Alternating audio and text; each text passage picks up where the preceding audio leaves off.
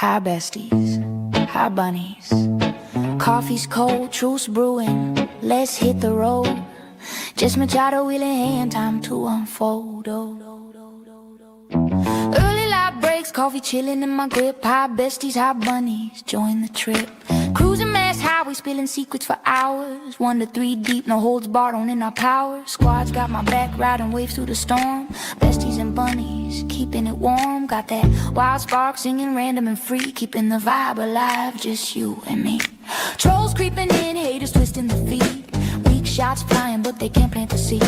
Jabbing in my style, my fire, my rise. Obsessed in the shadows, watching with jealous eyes. Drama stirrers calling grift, but facts don't lie. While y'all fume, my lights touching the sky. Reddit ghosts lurking, basement critique so low. Keep throwing shade, watch this bunny glow. Meow, meow, meow, meow, meow, meow, meow. Hey. Meow, meow, meow, meow, feel it now. Bunny. Just Machado show, chasing down the real. Besties and bunnies got that unbreakable seal. Meow, meow, meow, meow, trolls fade away. Truth in the air, lighting up the day. After dark or dawn's first gleam, we claim the throne. Just as rolling, meow, if you're in the zone. Meow. Love to my besties trolls. See a truth awaits. Just Machado show. Buckle up. Meow, meow, meow, meow, meow, meow, meow. Meow, meow, meow, meow. Feel it now. Meow, meow, meow, meow, meow, meow, meow. Meow, meow, meow, meow. Feel it now. Meow, meow, meow, meow, meow. Meow, meow, meow, meow. Feel it now. Meow, meow, meow, meow, meow, meow. Meow, meow, meow, meow. Bunnies.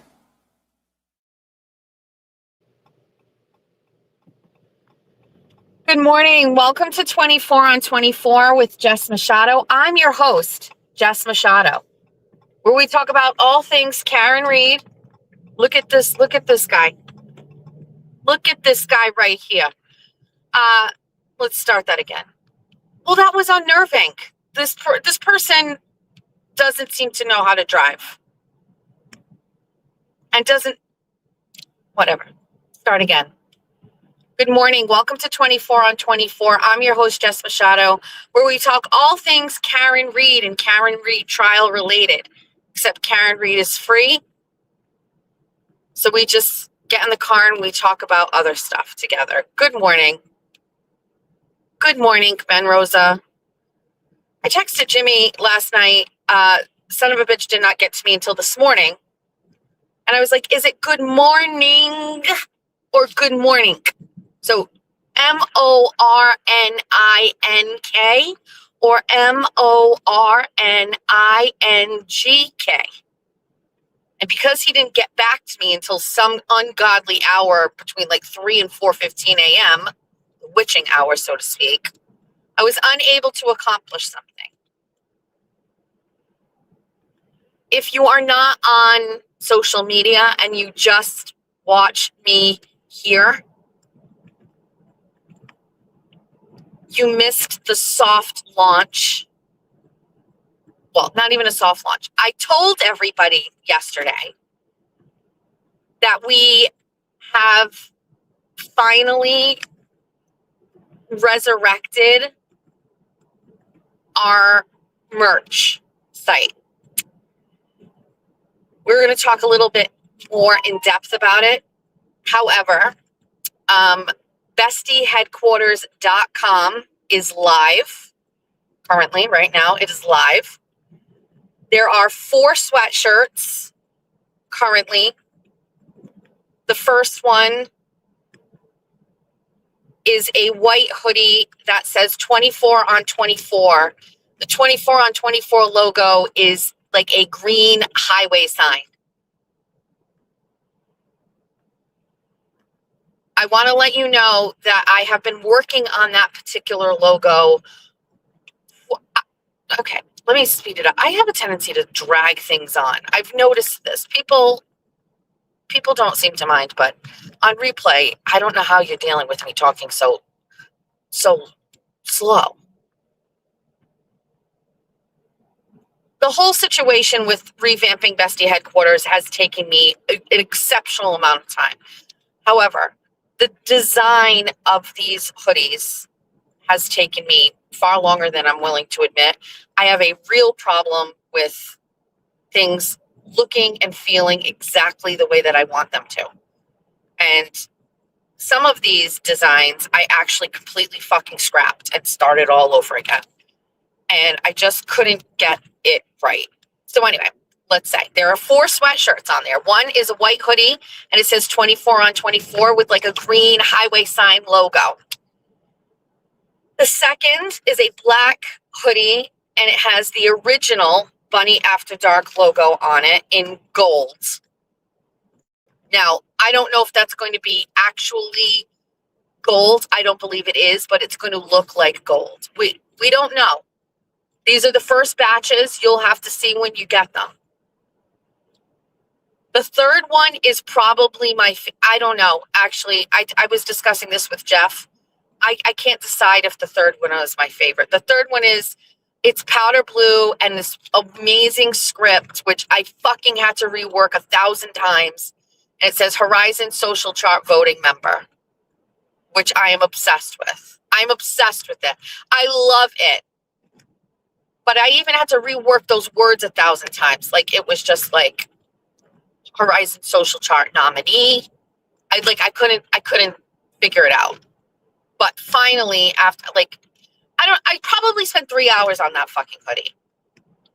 And then the last one, that one was the longest one. That was the one that I was ready to just pound my head up against the wall because, so it's the Bunny Boys hoodie, and it's a gray, heather gray hoodie, and in just like this black font, it says, just all in lowercase, Jeffrey, Aiden, Jimmy, Skip, Kane, Ben Rosa.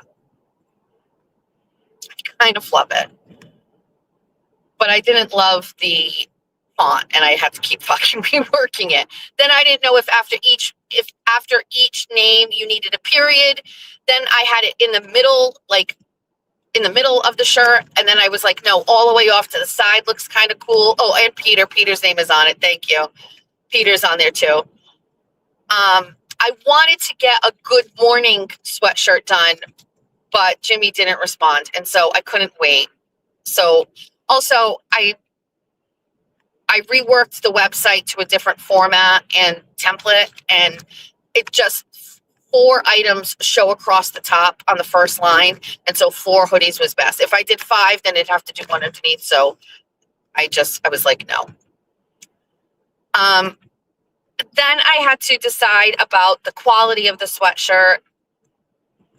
I prefer sweatshirts that are a little pliable. I don't want it to be too thick. It has nothing to do with price point. It just has to do with comfortability.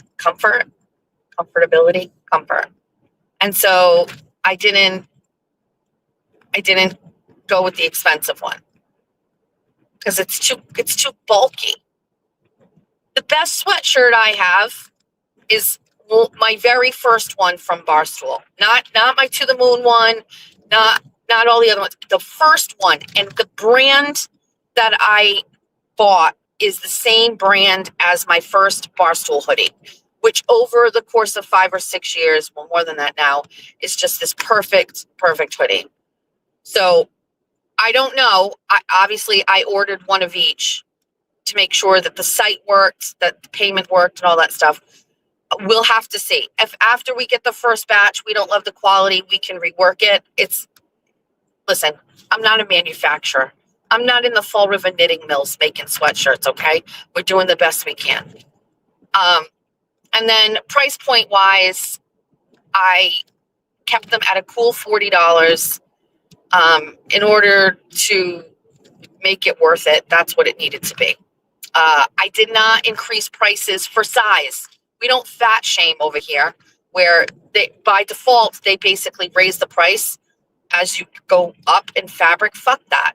Why should I, because I'm an XL or an XXL or a 3XL, have to pay more money than the bestie who's an extra small? Maybe it takes more work to make it tiny. Either way, they're all the fucking same price. We don't fat shame. That's rude. That's that. So it's live. It's bestieheadquarters.com. I haven't posted the link or anything yet, but I figured I would tell all of you.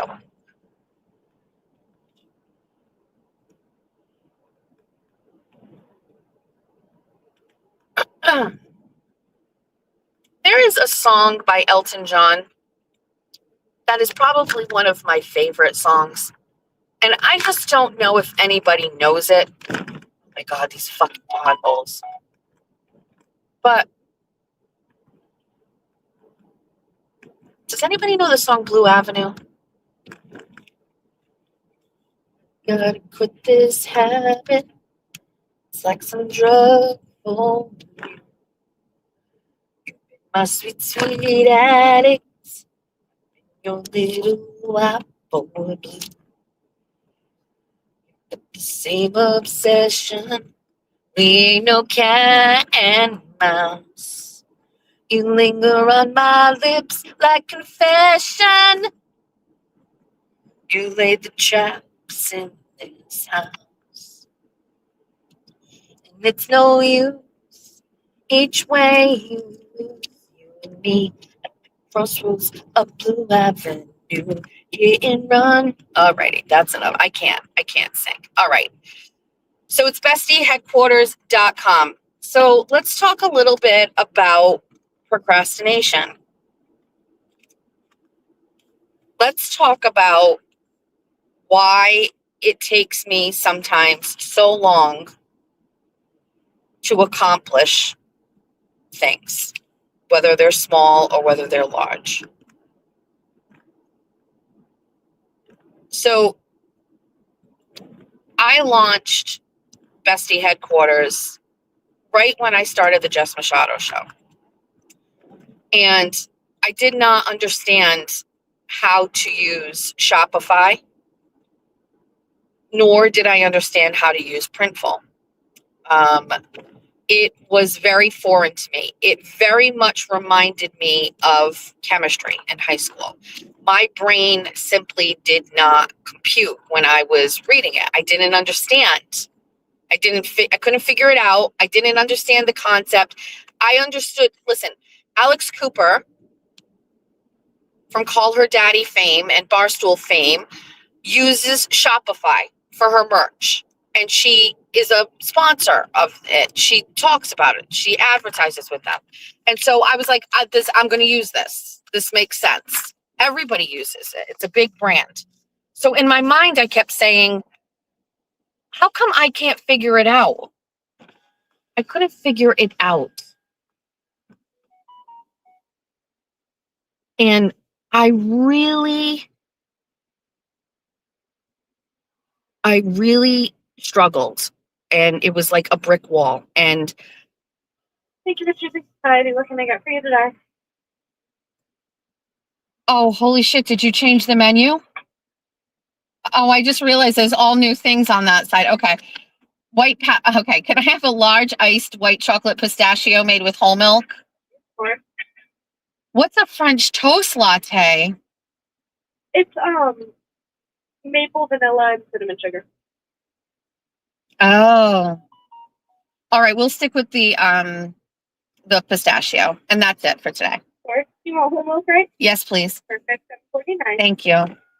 Really quickly, there's a fucking shit ton of fucking beverages here. So they always have the Kentucky Straight Latte, which is like bourbon caramel, maple. I can't read cinnamon. Then cinnamon bun latte is what Julia had when we were here, if you saw the picture. And it's got like that icing on the inside. Then there's a Samoa latte, which is supposed to take like a Girl Scout cookie. Chocolate chip banana bread. You know how we feel about that. I bought that one time. Fuck it. Gross. Chocolate chip banana bread. Creme brulee. We tried that. It's only good without the cinnamon on the top. White chocolate pistachio is the star of this menu. But now there's a French toast latte, which has maple, vanilla, and cinnamon sugar. Strawberry shortcake latte, which is strawberry, vanilla, white chocolate drizzle, and strawberry cookies. Pumpkin pie latte is now on here. Mocha latte, lavender vanilla latte, purple cow latte, which is raspberry, blueberry, white chocolate, and chocolate drizzle. Grasshopper latte, which is peppermint and mocha, and salted maple latte. No thanks. No. All right, so let's go back. Chippy at Marisol's is where it's at. So we launched the Bestie headquarters. Shopify seems impossible. It's not just one site. Shopify is essentially your host service. They do the website. They manage all of your orders for you. They're the payment portal. They're the billing portal. But you have to pick a company to fulfill your orders. And I used Printful. And at the beginning, I didn't really understand Printful. I thought it was very complicated. And Erin finally one Sunday was like, I'm just going to tackle this. And she figured it out. And once we got to that point, it seemed like it was okay. We were able to test order a couple of items. Fine. Again, it's not like you're at a store with the distributor and touching and looking at things. And so it was whatever. I designed a sweatshirt that said cease and desist on it after Kathy Carr sent me a cease and desist, and I wore it on the next show. And no Shopify fulfills your orders. Listen, I don't know how it works. Please, I don't know. Shopify is my website. Printful is my they have the merch. Okay? It's a complicated thing. Don't ask me to explain it. So you don't have to use Printful. You can use somebody else. So we throw up, Erin designs a bunch of merch. If I'm being honest, I was just grateful to have her doing it and putting merch on, and she was having a ball. And I did not have any oversight. She just made all of the things, and I was thrilled to have the website up and running. And I think we sold a couple of items.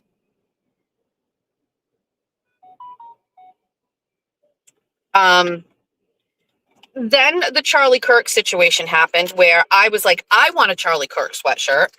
And I fucking drew a fucking design on it. And I was like, Erin, can you make this in Printful so I can buy one? And she was like, yeah. And she literally made it that day. And then I bought it. And then I was like, oh, we should sell these for other people who want them. And she was like, okay. And all hell broke loose. All hell broke loose. We started getting tons and tons of orders, but I didn't understand the fulfillment process where, like, I had to wait for the money to clear with the payments to Shopify or with Shopify. And then when the money cleared, and which, by the way, I didn't even know back then, but you can set to when the money moves over. I had it on default set to like a week. So orders were coming in for sweatshirts, but the money from Shopify. So say you sell a sweatshirt for $50 and say the cost that we have to pay Printful is just $40. Okay. You got to wait for the $50 to clear, so then we can transfer the money from Shopify to Printful. Now, if you have a good running operation, you don't need to wait. You get a lot of money in there, and you can set it on automatic fulfillment, and it will just take money out of the account and get them going, and it runs like a very well-oiled machine. But when you're Jess Machado and you aren't making any money, okay, it's very hard, and it set the tone for what happened, which was, good morning. Thank you. Hold on. No straw. Thank you. Yeah, we had to do our menus because a lot of our drinks were not on the menu for some reason. It's true, yeah. I looked at it today and I was like, oh my God, there's all new stuff, but I recognize some of them. Thank you so much. You too. So it set the tone for a bunch of orders sitting there and waiting. It set the tone for me not understanding who pays for shipping. Do I pay for the shipping up front? How does the shipping work? I don't know. And shipping's not cheap. Each item is around $8 for shipping.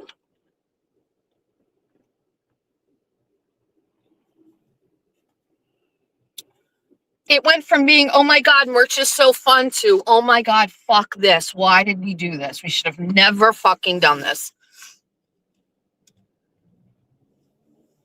God bless Melanie Gore, who is in the chat. I will never forget this.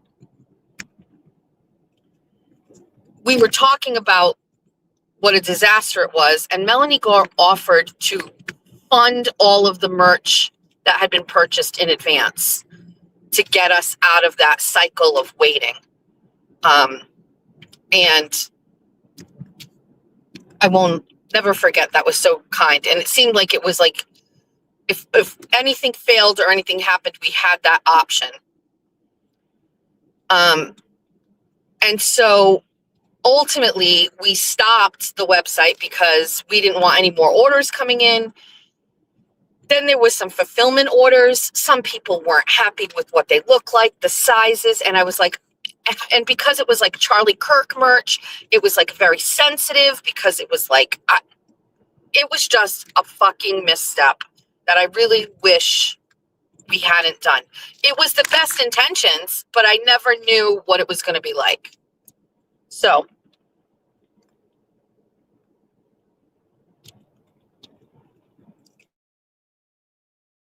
like, for example, one time we had to refund something, and I didn't have any money to refund the person. And I was like, Erin refunded them.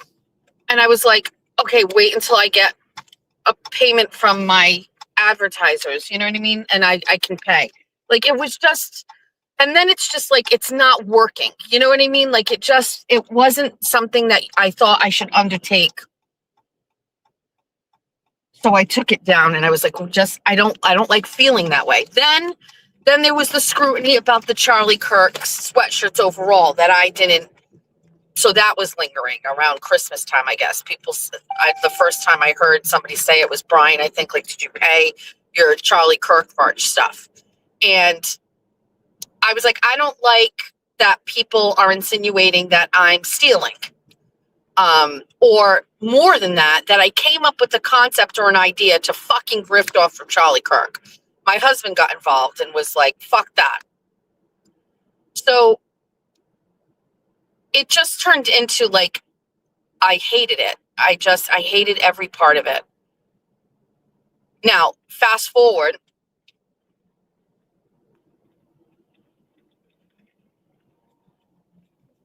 To January. That was my first like big month. And I was like, you know, we could probably start this back up again. But what would be holding me back? Why would I not feel like, all right, let's get into it? So, like, not trauma, but like just bad experience, like, yuck, I don't like it. I don't want to do it again. But I really wanted merch. I wanted other people to have merch. So I was like, I've got to do this. Then I recognized that, like, it was something that Erin and I worked on, and Erin isn't a part of the show anymore. And so it was bad feelings about that. And some of the conversations that we had when Erin disconnected from the show were around that. And the best way that I can say this is, I guess maybe Erin didn't really understand my finances, personal finances at the time, but they were bleak when I started the Jess Machado show, okay, on YouTube. They were bleak. We were not we were not able to make ends meet during that time. But at the same time, you know, keeping our head above water. It wasn't great. And so as with a lot of stories of people I hear, which help me feel better when they make it big, or when they, you know, finally start doing well, they'll tell the story about how they had $5 in their bank account before they started. It was that. It was like, you know, it was really fucking fucked up how little money I had, and how I didn't want to make it look bad for my kids. And we were really like, again, we were, you know, pressure of time, like, are we going to get this off the ground or not, or whatever, you know? I wasn't going to let it go that long. Like I'd have to go figure some other solution out and get a job or whatever. But like the pressure was there and I was fucking struggling. And so I just had bad feelings and negative feelings around it. So that was one thing. The other thing was, sorry, just going through a side street that is tight with the snow. So that was a big part of it. Then there's that whole fear of fucking up again. And am I going to get it right? Am I going to fuck it up? Is it going to be good? Will I get into a fucking situation again? What if young Black economist reaches her goal of dismantling my platform and then I have merch orders that I can't fulfill?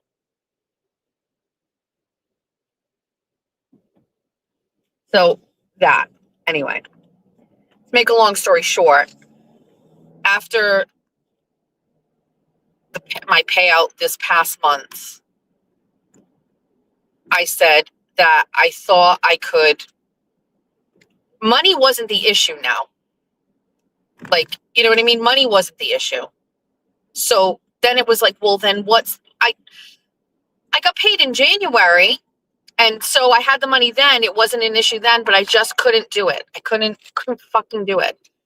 But then this past payout, I said, that's it.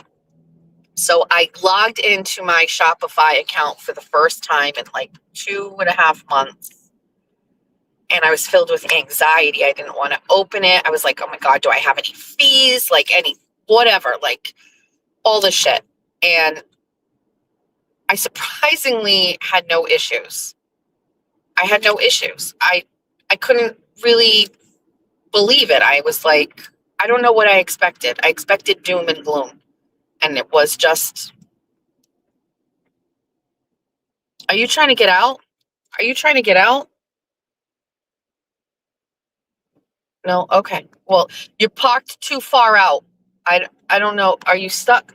Oh, he's stuck.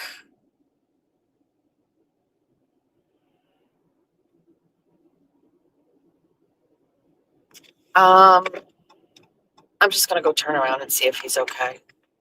He's an old man and he's stuck in the snow.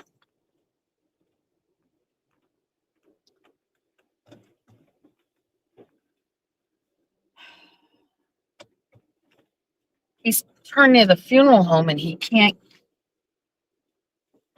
get out. Let me just ask.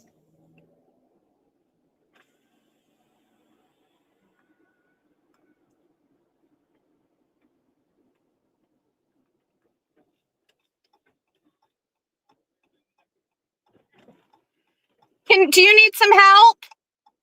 My friend wants to see me find a shovel in his house. This old man is stuck in the snow. Do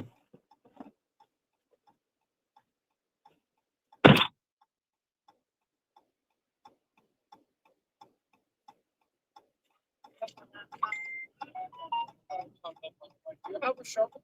Sir, do you have a shovel over there? He's stuck in the snow.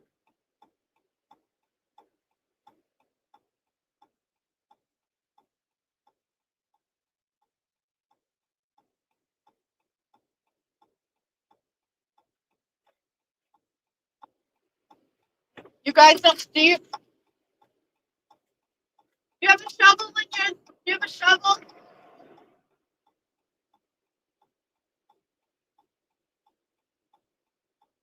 He's stuck in the snow. I can. Hold on, sir.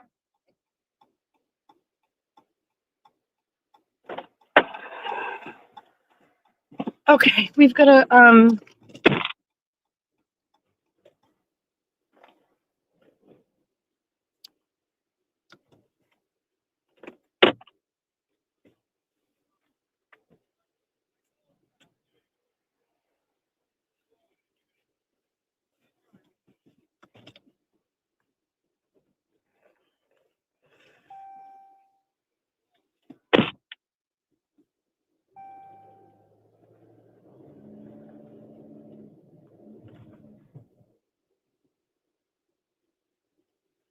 I swear to God, if I just got fucking stuck in a snow pile, helping this man. Oh, my husband's gonna fucking kill me. I am fucking stuck.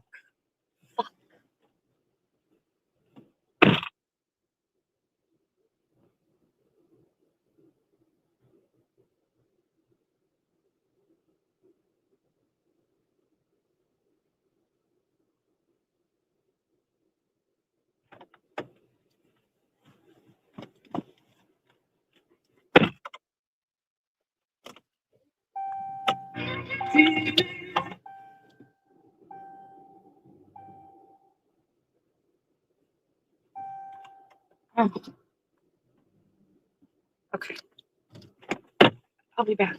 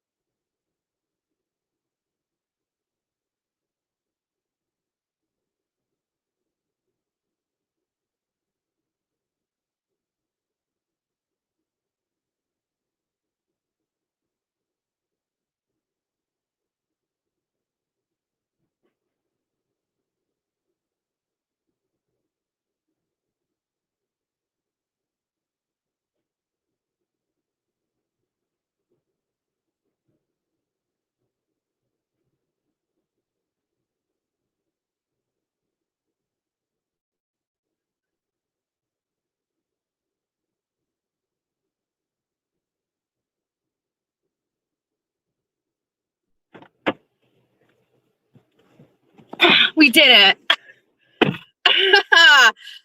We did it. All right. So,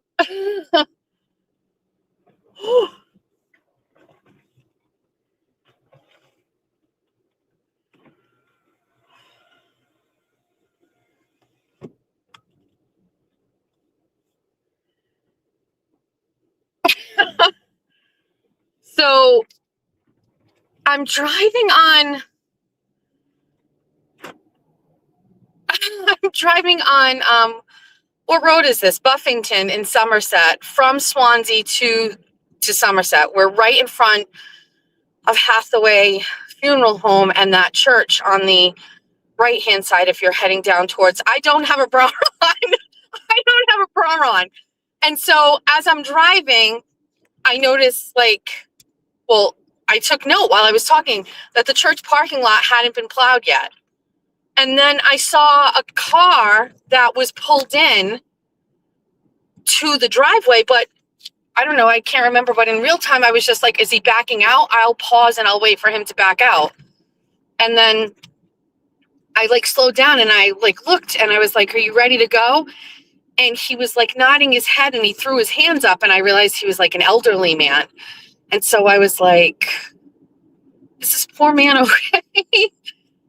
So I stopped and I turned around and I went back and turns out he was very much stuck in the snow. And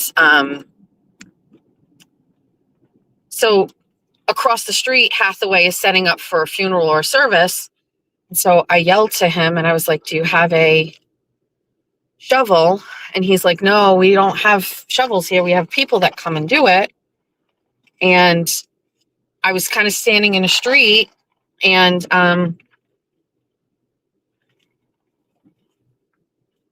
a truck with some guys in it was driving by and I flagged him down. I was like, do you have any shovels? And he's like, yeah. And I was like, this man is stuck. And anyway, so they stopped. And when I asked the man if he needed help, he said, I sent my friend, he's going to go look for a shovel. Well, while we were there, the friend came. He was equally as much of a senior citizen. And he was not, he came back without a shovel. So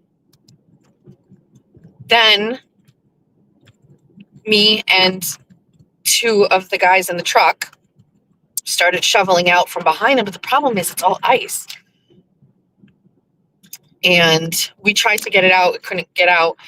And somebody had asked, I don't know how long he had been there. I don't know. The Lord put me down that path and I found him. And so somebody asked him if he had AAA. He said, yes, poor thing. He was shaking and he's going through all of his cards all together wrapped with a rubber band around it. Takes the thing out and he's starting to look through it for his AAA. And I said, just find me the card and I will call it in for you. So he went through, he found the card. And as he handed it to me, one of the guys in the truck said, let me try your mat from the front seat of your car and put it underneath this front wheel, the one that was spinning on the ice. And everybody got in the front of the car. I stood in the middle of the road to stop the traffic and the old man gunned it and he got out.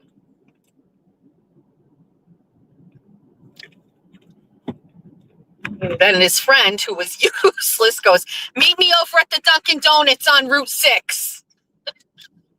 So anyway, it's Bob Cretan, I think is his name. If that's your grandpa, Pawpaw's all set. We got him back on the road. On the road again. Is there ever a dull moment on this show? Ever? Ever? He did. He gunned it. And then while I was in the road, I'm standing in the middle of the road in gray sweatpants, a Cape Cod sweatshirt, no bra, and Uggs. And this car is speeding up, and I'm like, do you not fucking see me? How can you not see this ass in the middle of the road? Please stop. And then everybody was like, teamwork. We were all like, yay, we did it.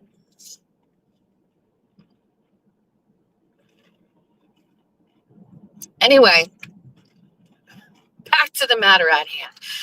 Anyway, whatever. Now it seems stupid to be talking about it. I got over my fear. I got over my fear of my Shopify. I got over my fear. I had a fear of things, the unknown, and it was paralyzing me from starting something fun. And I resolved that even if it does fail again, even if it does fuck up, even if I do get accused of a money laundering scheme through sweatshirts and third world party, even if I find that the company producing the hoodies employs 6-year-old children in Sichuan, China, I am still doing merch, and who the fuck cares? And so the website is up. You can go buy one of the 4 sweatshirts. I will today be adding additional merch. Second thing about that, you need to, and I don't really care, set the bar. I'm not out here to steal your money. I'm not here to fuck up. I'm out here trying my best. If you don't like it, leave. Okay? I'm not a clothing manufacturer. But I do like a good fucking merch hoodie.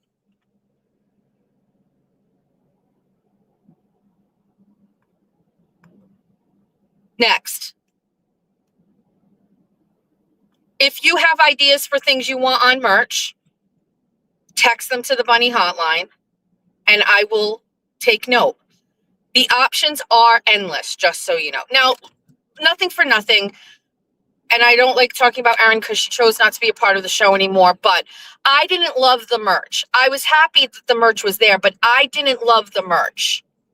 I just, before I had, it was also problematic, but before I revamped my website, I had to take down all the other merch, and I deleted it all. I could have kept it and archived it, but I thought it was like a good cleansing thing to just delete it all. I just didn't love, there were some cute things, down to the fonts. We're different people, so it wasn't a reflection of my personality. It was, and it wasn't branded, but it was not her fault. I was like, can you please do this? This time, now that I'm doing it and I have quote unquote creative control. Listen, I'm not expecting these things to make it on the shelves at fucking Target. I'm just saying I want it to be right. If I see somebody with it, I want it to look right. I did like the Besties hoodie, and the Bestie who has the navy blue hoodie, I do like that, or the crew neck.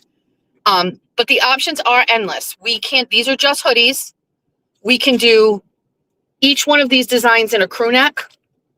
We can do each one of these designs in a t-shirt. We can do each one of these in a tank top. We can also do hats, mugs, tumblers, stickers. You name it, it's there. Okay. So I will take suggestions. However, things will have to be balanced and streamlined, and that's that. Okay. All right. So that's all right. So we needed to talk about that. So anyway, Bestie Headquarters is live. You can buy one of the 4 hoodies. I will have more merch, hopefully by the end of the day.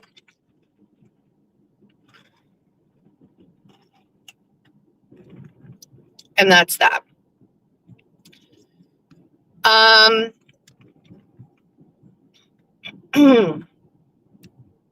Let's see.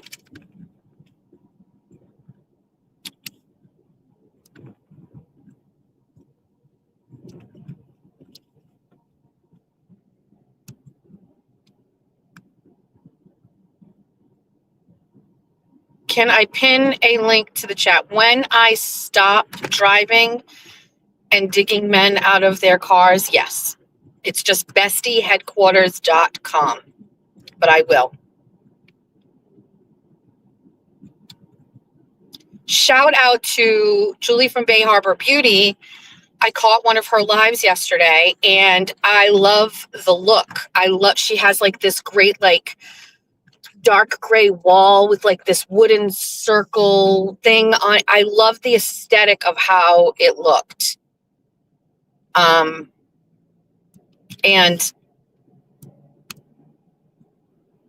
she messaged me afterwards, and she was like, I think I had fun, and I think I enjoyed that. And I was like, yeah. And I talked to Cheryl yesterday, right? Cheryl is also streaming and doing her shows on YouTube.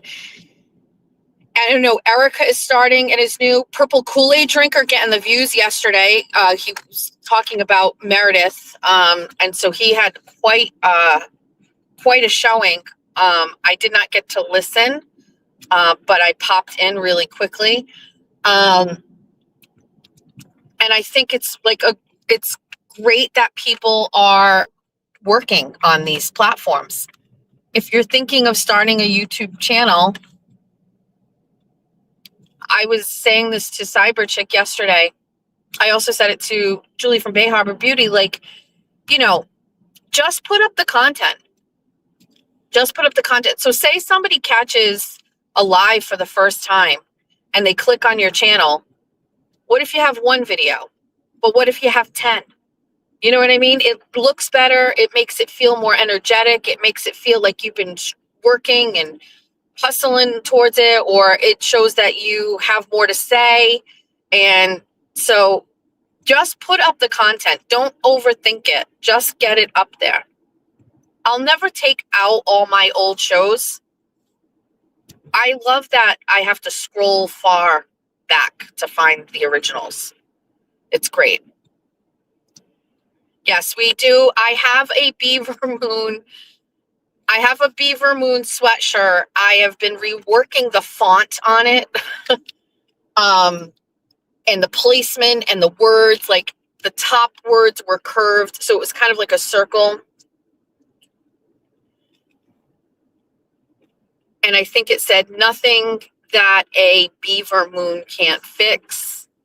Obviously, I'm not a real witch, needs to make it on some sort of a item. There's so many isms that we've come across since we started, so many things. I mean, the Horizon Social Chart one has to be my favorite. I just love it. It's amazing. We're going to have, also, I put a lot of time into the descriptions of them. Like, I think it said, did it say Horizon Social Chart or something? And then one of them says, like, keep an eye out for our Lesbians We Love t-shirt. Like, that we need a t-shirt that says Lesbians We Love. Like, or I don't, like, there's so many things. Like, it's endless. It's endless.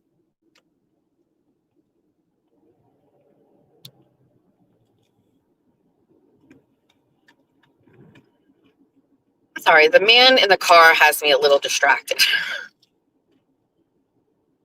What did you do today? I am a nosy bitch, and I recognized there was a man where he wasn't supposed to be.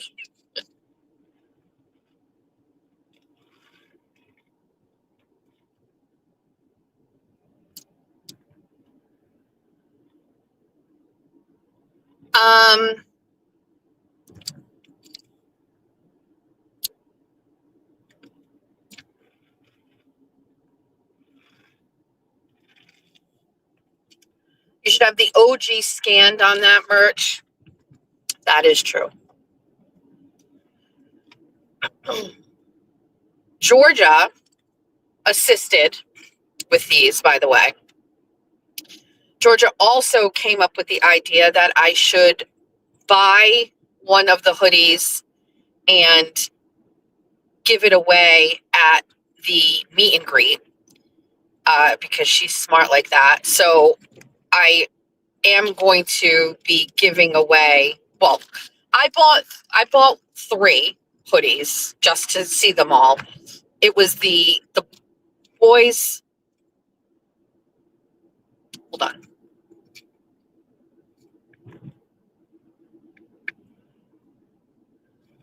The boys sweatshirt, I made that one last. Because I was weirding me out that the website had a slot for 4 things on the top and I only had 3. So before I launched, I added that last one. The other ones I had been working on and I'd spent a lot of time, but the Bunny Boy Club hoodie was like a last minute addition. So I didn't buy it because it was at the end of the night, but I bought one of each just so I could take a look at them. And I will probably give away the 24 on 24 and the Bunny After Dark one if they come in time. It says 5 to 8 days. So I don't know, but it'll be a good way for us to gauge. This is why it's a test. You know what I mean? I could have waited and done all of this first, got them, tried them on, and then was like, launch it, but fuck it. I'm not overthinking it. So the morning 24 on 24, it says Bestie Headquarters, 24 on 24 morning drive hoodie. And the description says the obvious choice of clothing to drive your kids to school or to grab a coffee, bra optional. And we have the Bunny After Dark drama hoodie, our classic Bunny After Dark logo in gold, because I know you guys preferred the classic logo over the new one. And then it says Horizon Social Chart voting member. And it says only besties and bunnies get to vote on the HSC. Let everyone know you're one of them. And then the Bunny Boy Club hoodie that says the only guys we allow on Bunny After Dark deserve their own hoodie. Lesbians We Love t-shirt to follow soon. I love them. I just love looking at them. I love them. Hurry up and get here. I'm obsessed. Oh, don't get me started on AI. I'll get Jack on here. He'll tell you all about it. All right, so let me think. What else is going on? Oh, so today, Mike Keneally has launched and announced his running mate for lieutenant governor. It is a woman by the name of Ann Manning Martin, or is it Ann Martin Manning? Oh, great question, Jessica. I always get it confused. Let me give you some info.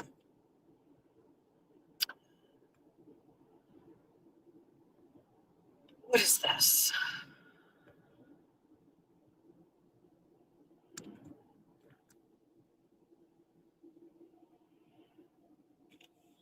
It's time for a parking lot. I can't keep driving around. I'm distracted. I need to look at two of my phones. Let me get this. But parking lots are just bleak right now. You can't park because of all this goddamn snow. Park in front of this dumpster. Feels like home. Okay, it's Ann Manning Martin. So she is a city councilor from Peabody. And she has been for a long time, many, many, many years. She was on the school committee before that. So I have no say in what gets done. And this I actually thought about this because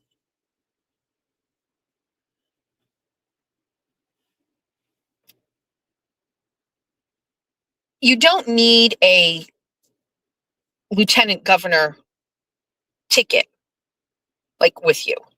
You can run for governor on your own, but traditionally you pick or you find somebody to run with you. That would be part of your administration. But contrary to popular belief, a lieutenant governor that is not the one you want can win an election and be your lieutenant governor. It doesn't usually work out that way, but it's possible. Or you can just not run with the lieutenant governor and say, hey, I'm not running on a ticket. But there's a lot of reasons why you would run a ticket. If it's somebody that offers things that you don't, it helps, make you look like a more attractive deal, right? Like, okay, well, while he doesn't do this, she does this, or vice versa, or whatever. They also, depending or contingent on their experience or their popularity, they bring votes. They also bring money. If it's somebody that people feel like they would donate to, that's elevating your campaign. It's part of like the work smarter, not harder mentality, right? So there's a lot of reasons why you should run, have a ticket and build a team, like a president, vice president situation. I don't know the process and I don't know much about it, but I will say that I remember talking to the team, and this is early on, and I was just like, if anybody's listening to me, my take is do not pick Laura, believe me, the roads in Peabody, believe me, I know. If you guys are looking for lieutenant governors, might I suggest not a woman? And I am just confident to say that the Healy Driscoll administration has left such a piss poor taste in my mouth that by default, I would prefer to see 2 men running the state as opposed to 2 women. Okay. It's not that deep. That's really just where it's the guilt by association. And I remember asking, who are you guys looking at? This is my take, blah, blah, blah, blah, blah. And I even made a suggestion for lieutenant governor. And I realized very quickly I'm out of my league with that. I know absolutely nothing about the traditions about picking lieutenant governor candidates. I just wanted it to be somebody that I could talk about with the enthusiasm that I talk about with Mike Keneally. I have met Mike many times. I interact with him. I interact with his team. And I am exceptionally jazzed about Mike Keneally in 1,000 different ways. And there's never a shortage of me like talking about him. And it's authentic. I can't fake it. So when I found out that they were selecting Ann Manning Martin, I went, no, no. We don't need women. Let's get 2 men in here, please. I know of Ann. I watched her races. She ran for governor's council, maybe 2024. I follow her on social media. And then, she has a common political friend in common. And so I see personal sides of Ann. None of that was the reason why I said I didn't want Ann to be the lieutenant governor candidate. It really came down to, in my mind, I was convinced that we needed 2 men to counterpoint the 2 women that were in office. And I didn't ask them to sell me on it, but when I was talking to a team member, I was like, convince me that, like, why would I be okay with this? And by the end of the conversation and the consecutive conversations we had after that, I realized I was pretty wrong about it. That indeed, it does actually make a tremendous amount of sense that this is the individual that they picked. There is a common theme amongst Keneally's campaign moments where it is about connecting with the regular average voter, which was a big selling point for me. I didn't want somebody that was part of like the establishment that was so far removed from my type of life that they didn't connect.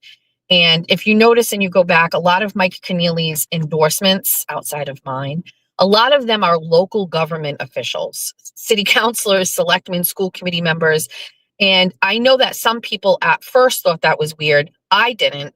I thought that makes sense. These are the direct connections to the constituents, and they're doing the grunt work. And why do we shun away from those types of endorsements? And doesn't it resonate more with me that you've got a bunch of city councilors or selectmen that are endorsing this candidate as opposed to a bunch of fucking career politicians at like a state level that I don't know anything about? You know what I mean? What do I care if like some sort of like if Elizabeth Warren endorses a candidate? She's so far removed from the plight of the everyday middle class that that means nothing to me. And so when Mike Keneally was dropping these endorsements, I recognized it right away that these are people that like fucking get it. They get it. And so Ann Manning Martin really does align with that, and that she is a direct line to voters.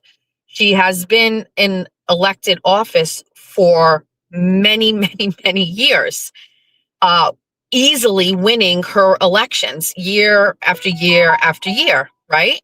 And so it made sense. She's also a law enforcement official for decades, pro-police.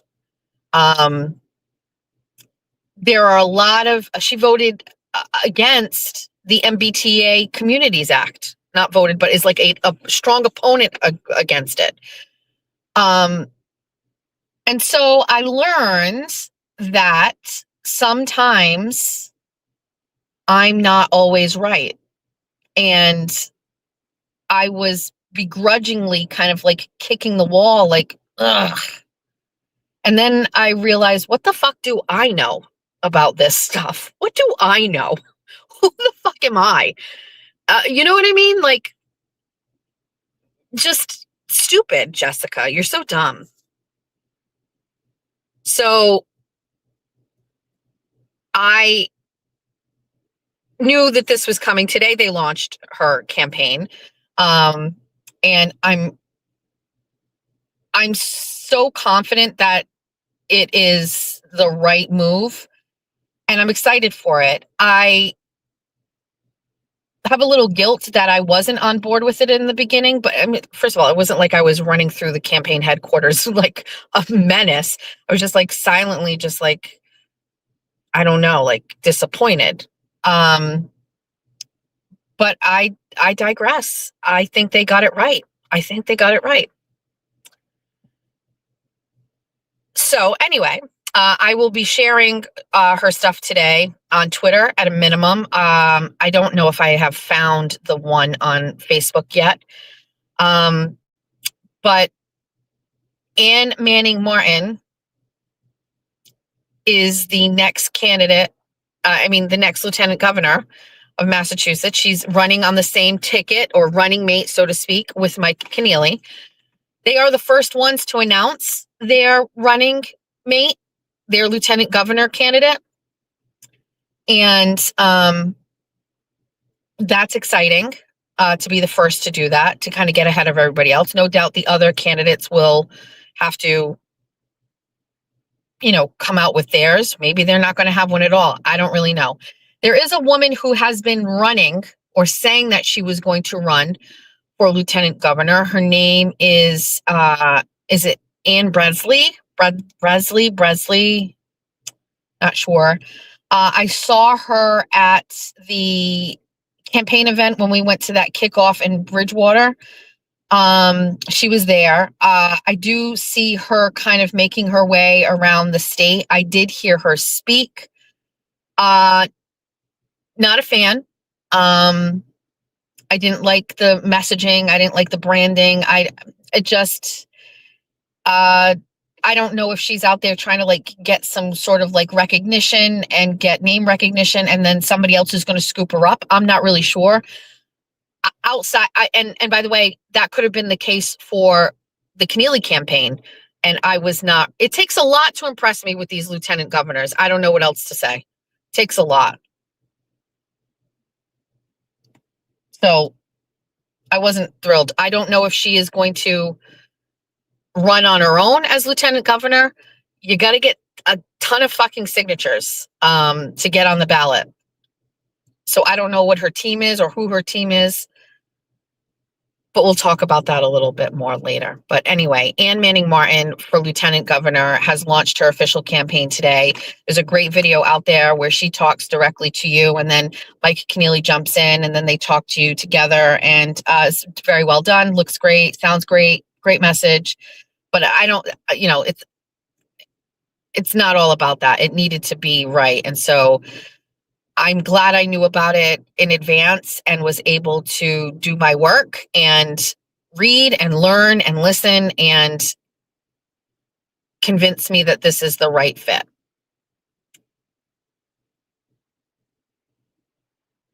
How's the chat? How's everything?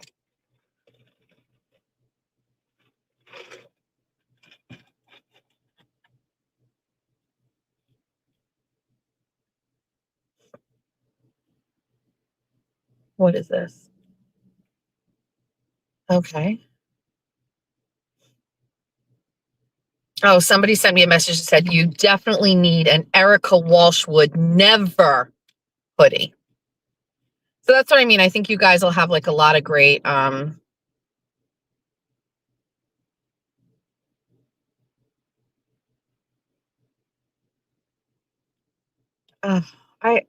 these messages today, I'm going to fucking throw my phone out the goddamn window today. Just don't.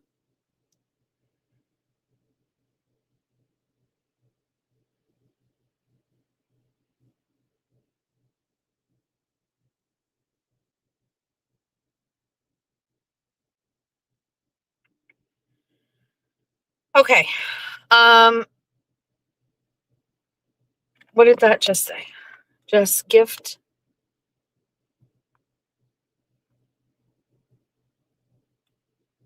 Yep, I talked to Jimmy and anyone about merch. I get it. I'm okay with this. I would like to do this. I would like to keep this.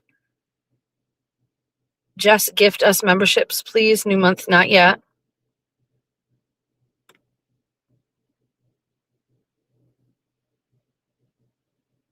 I'll go back and read these ideas.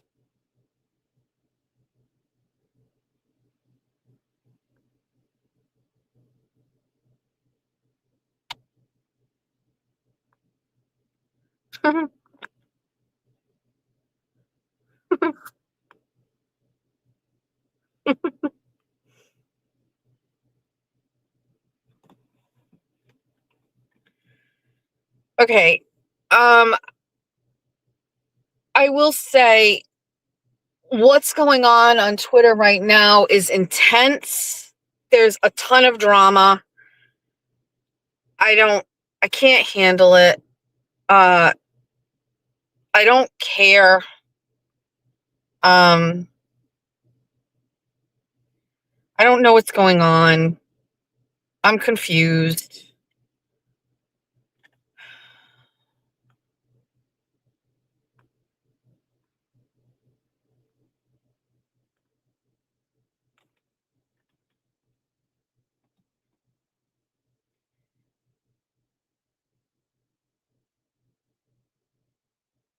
What is this? Meredith posted about me. It's a picture of me from the live where I'm looking short and fat. Okay.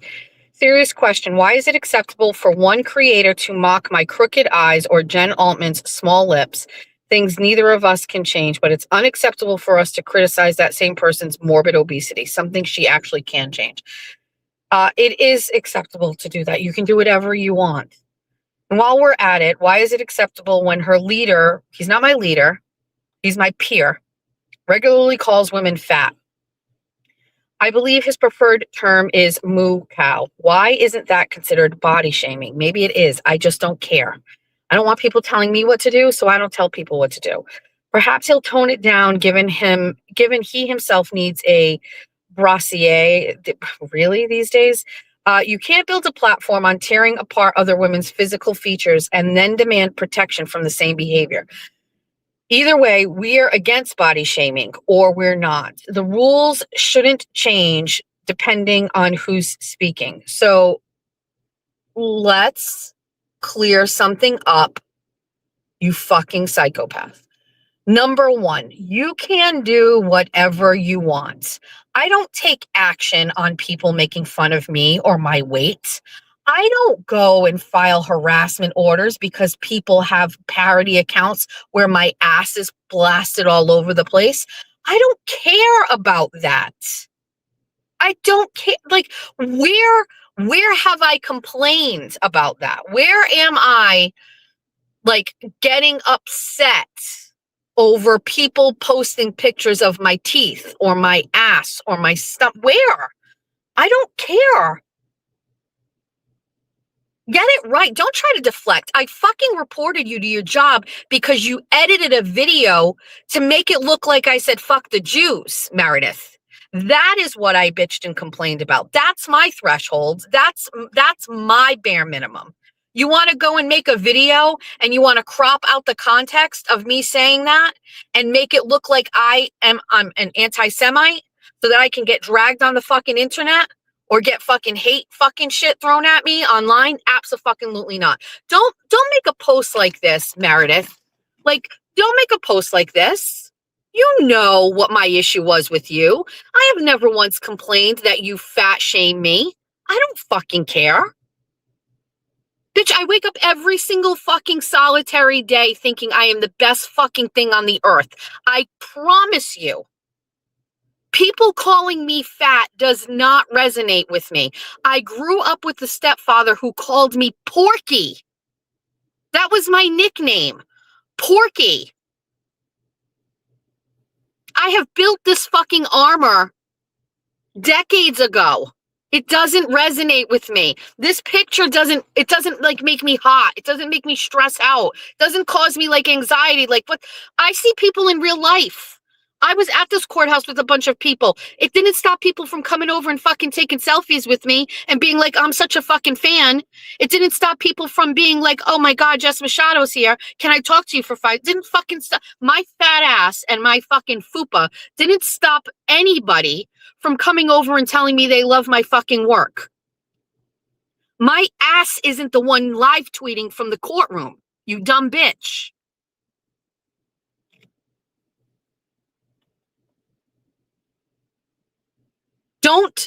Don't deflect.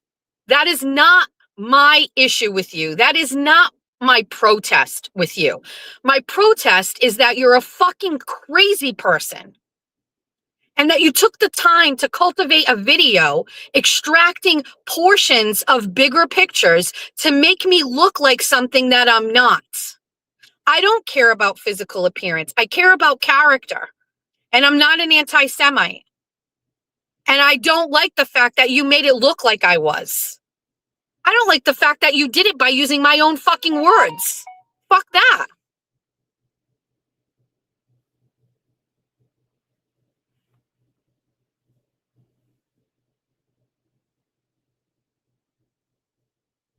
I've mentioned maybe once or twice you've got fucking weird eyes. I don't go after your appearance the way other people do. I understand. People go after your eyes and your fucking face and your shit all of the time.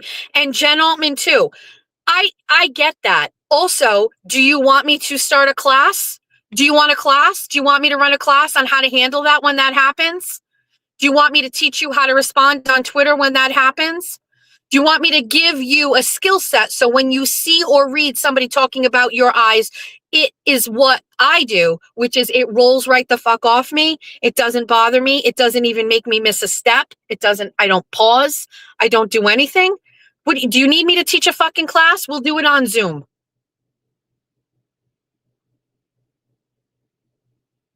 None of this, Meredith, by the way, none of it is about that. What you wanted to do is you wanted to post a picture of me not looking good. And so you framed it with this whole like body shaming rhetoric. Call it for what it is. This photo of me from a video that Law Girls Not Attorneys probably took is what you wanted to post. And you think we're all fucking stupid that if you frame it with the words about body shaming, that I can't look at this and say, you just wanted to post a bad picture of me. Why don't you just fucking own it and be like, oh my God, she looks terrible here. I'm going to fucking post it. That's the problem with you. You're not real. You're not authentic. You're even lying about your fucking bullying posts.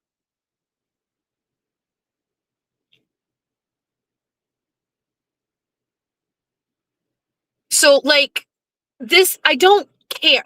Listen, let's even take this even further. Let's take this even further. I have said multiple times, the irony is not lost on me that as I am building a platform where I am in the public eye more and I'm doing videos, that I have gone through menopause. That is the irony here. When I was thinking about starting my career after my kids got older, not once did I think, oh, menopause is going to actually get in the way of that. I didn't. By the way, fun fact, Meredith, you're going to get there too one day. One day you're going to experience menopause because you're a woman and you're not going to be able to believe what happens to you. It's going to happen to you eventually. And you're going to face the exact same situation that I faced, which is one day you wake up and your hair feels different, your skin feels different, you're gaining weight despite not doing anything differently, and your hormones are out of whack, and there's a lot of things that happen to your body, and it's fucking brutal. Brutal. And I am actually tired of people downplaying it or not talking about it. Menopause has been the single most direct impact on my self-esteem, more than anything else in my life. The fact that things happen with no notice, with no control, that the options to treat those things sometimes are rooted in hormones that I am not into. What do you do? So good fucking luck, you dumb fucking cunt. You'll get there one day. And you know what's going to be worse, Meredith? You're going to go through menopause alone. That's going to be the worst part. You're not going to have a husband like mine who every day when I wake up tells me I'm pretty or says I'm the prettiest girl that he's ever met or that grabs my ass as fat as it is or any of those things. You're going to go through menopause the fuck alone. Good luck. Hopefully it doesn't correspond with your daughter being in a stage in her life where she doesn't want anything to do with you, because I see that coming from a mile away. Then you'll really be the fuck alone. You, your cats, and menopause. Good luck.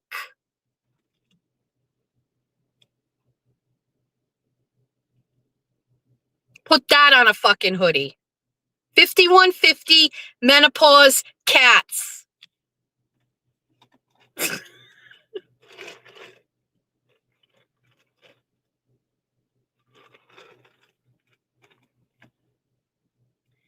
I knew I loved you before I met you. I think I dreamed you into life. I knew I loved you before I met you.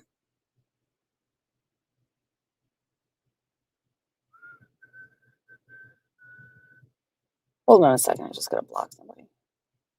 Keep screaming in your mini mic dummy. I don't have a mini mic.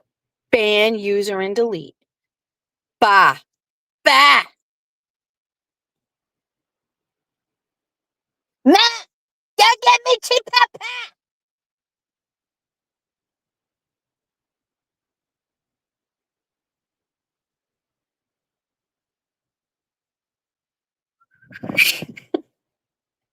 Oh, good morning, Cheryl Pimentel Costa. I hope you saw the thumbnail for this 24 on 24. It is your husband.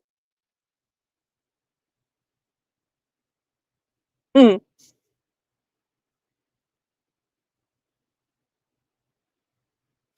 yes, Karen, I do love the fact that the bunnies coined 5150 and it has been embraced by the community.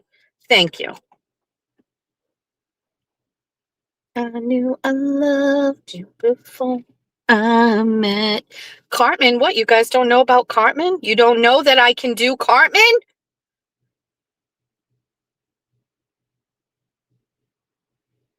So I guess, Meredith, for the record, serious question. Serious question. I would love you to continue fat shaming me so that way I get carte blanche to make fun of you. And she's talking about like she can't change her eyes. Can you change your crazy? Can you get on meds?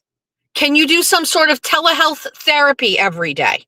Because speaking of changing things that are wrong with you, if my ass and my fupa are problematic, when are we going to start addressing your severe mental health deficit? Can you fix that? I'll make a deal with you. I'll go on Ozempic if you go on. Quick, tell me some sort of what is the pill that you take to make you less crazy? What's the name of it? What's the name of it? Chat, hurry up. I got to go back to that rant. What's the name of it? Lithium.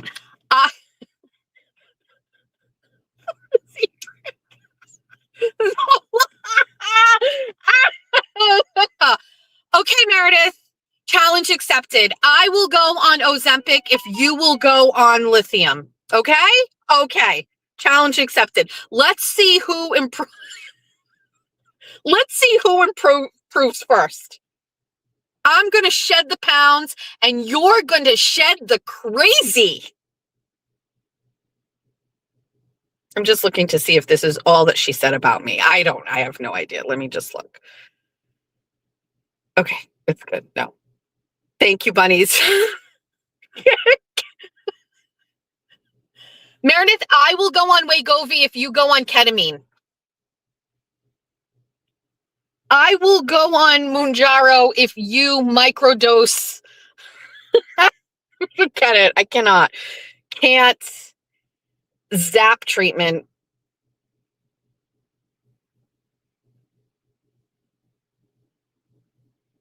Oh, wait, is there an account called Auntie Deb's Strap On? Love that. Black. Okay, so there's that. Let's see. Oh, did somebody become a member? Thank you for becoming a member. I can't see the chat now. Let me pull it up on my other phone.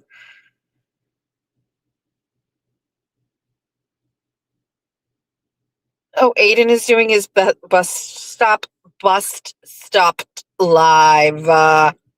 Hold on. Let me go to this. Let me go to this. Let me go to this. There we go. Perf. What does this say? Goal. You can make a goal of what? What does this say? Goal. Oh, you can make goals for super. Oh, somebody told me. Oh, you know who used to do this? Brian.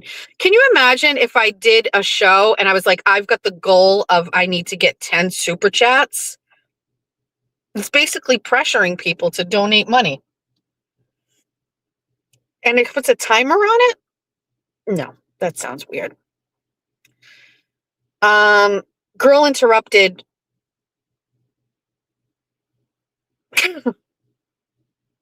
Rat House does it? Oh, is this what we're supposed to do? I don't know. I don't know if I've seen that on mine before. It just showed up in the corner.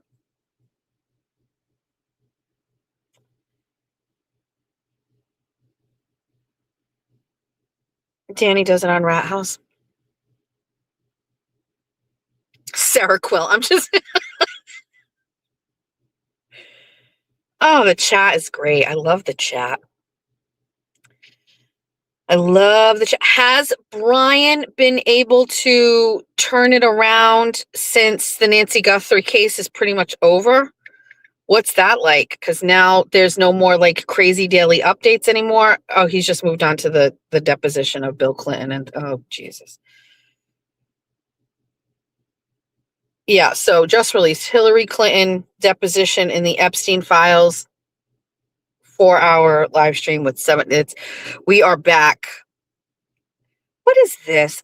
This is getting campy. Now this is getting U.S. and Israel attack Iran, and he's got like flames and bombs around the Ayatollah and Trump with the Jewish flag in the middle. This is stupid. What the fuck? I take it back. Remember when I was like, Brian has figured it? I take it back. This is stupid. All out war. Forget it. I take it back. I recognize that he was only getting the views because the Nancy Guthrie thing is just an extraordinary case. But all of this is back in this. Wait, he has live in 33 hours, breaking news, war escalates. This isn't it. Nope. I go back.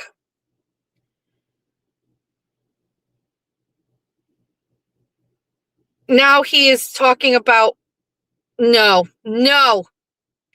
absolutely not.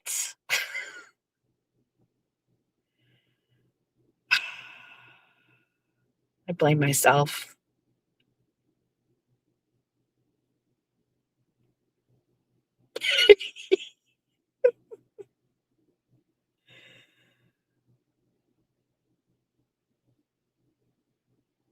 Take it all back, Jess. He was buying views.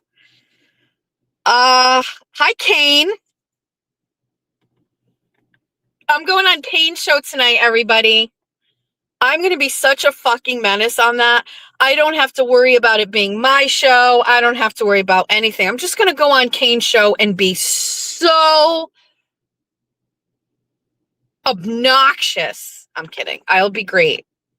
But you're going to get a very unfiltered version of me tonight, Kane. So Kane, I don't know what time Kane is starting. I'm on at 8 because I using the Kirk emoji. I love it. Thank you, Chicago Marie. I'm on at 8. He starts at 8, so I kick it off. So you're gonna act like Menners, is what you're saying. Lithium and a battery operated boyfriend. So I'll be on with Kane tonight at 8 until 9, or I know Aiden, his show is tonight, I think, unless there's been any changes. So I don't like to do anything when Turtle is on, because that's my show. But I would love to join Kane tonight at 8 p.m. So please join me.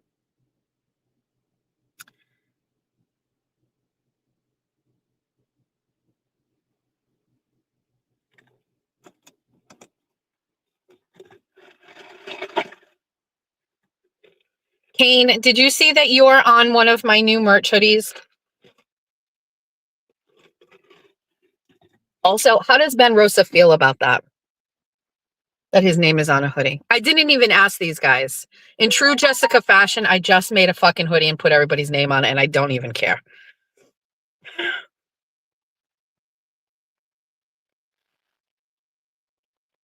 That chat pic of you is stunning. This is from,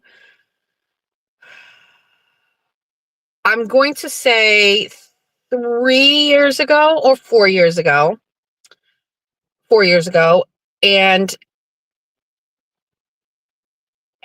I went somewhere. Oh, mom gang brunch. And I had a tan and my hair is blonde. Just so you know, I'm going to be dyeing my hair blonde today. Box dye. And I know everybody asks for the box dye. I will take pictures so you have it. I'm going to box dye my hair blonde today to get ready for vacation.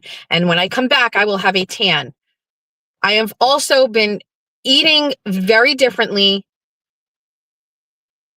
and I'm trying to lose weight ahead of Julia's wedding. Now, have I thought about asking TT to give her cash for her Ozempic? Yes. I think I would have to pry it out of her hands, but you know what? Maybe she needs some cash. But I am trying to do it the old-fashioned way. I am running into a little bit of a problem, and I'm sure the chat will have plenty of things to say about it. I mentioned it, I think, once, but so I am eating less, and my stomach is empty more frequently. So I know that that's the thing. Graze, eat different things, whatever. But I'm just eating less or whatever until whatever. I'm just eating less. The problem is when I go to eat after not eating for a while, it's like my stomach, in my mind, I think, is full of just acid. And so when I do eat, it like hurts. And almost like before I eat, I start feeling like the acid, and it doesn't feel great. And it's kind of uncomfortable sometimes.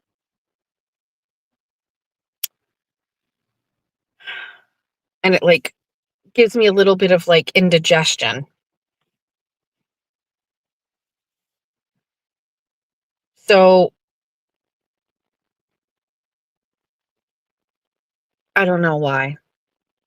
I'm sure there is a very sensible reason for it. I'm just saying that for me.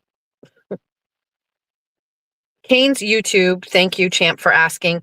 It's the Minifan Network. So go to YouTube. It's the Minifan Network, and his show will be scheduled, and you'll see it there. I will share the link.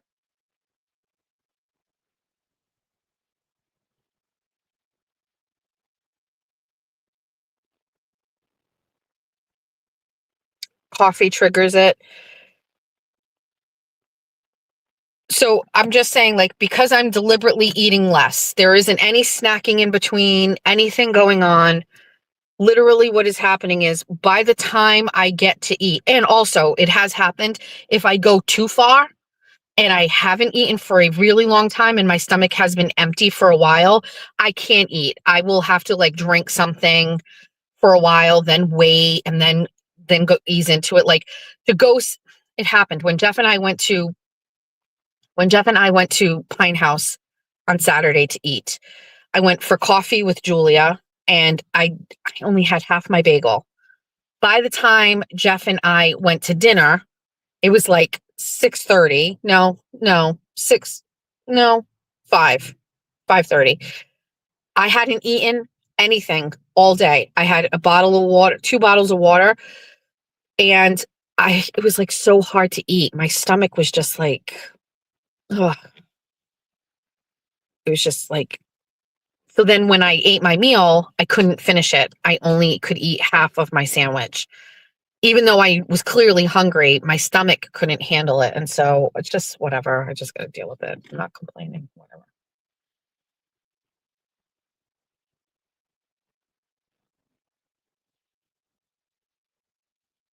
Eat small, frequent meals and protein before coffee.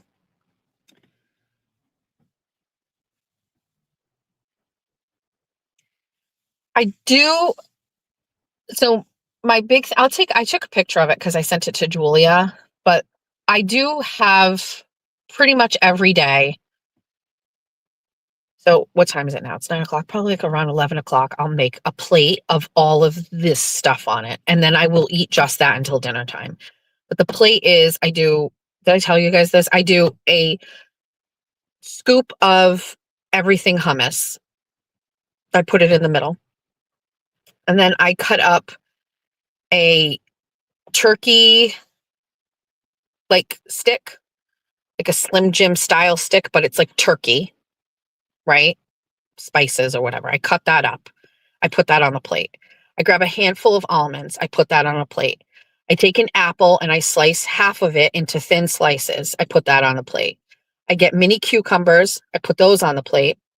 Sometimes I get carrots, but it depends because sometimes I'm like, I don't know. I don't like too much crunch because I have the almonds. And then I take like a aged white cheddar or something like a harder like cheese. I slice that up. I put that on the plate. Wait, I'm going around in the circle on what I look at. So it's the cheese, it's the meat, it's the apple, it's the almonds, it's the hummus. Oh, and then I take a piece of naan and I get the small ones. So like they make big naan that comes like 2 in a package. I get the smaller one and it's 4 little naans. I cut a half of one of those, put the other half back in the bag, and then I cut that half into 4 pieces. Sometimes I will throw pickles on it. Depends. And that is like my food that I eat while I'm at home. Like I bring it upstairs into the office. I don't eat it all in one sitting. It's just on that plate. And then I time it. I make the exact same portions where there's exactly enough to scoop a little bit of hummus onto almost every piece. And that I eat. I also, if I get to it, which I'll probably do as soon as I walk in the door, I'll boil like 4 eggs and keep them in the refrigerator. And then I'll cut up a hard boiled egg and throw it on there too. That's messy though. I always need a spoon for it or whatever. But also the hard boiled egg.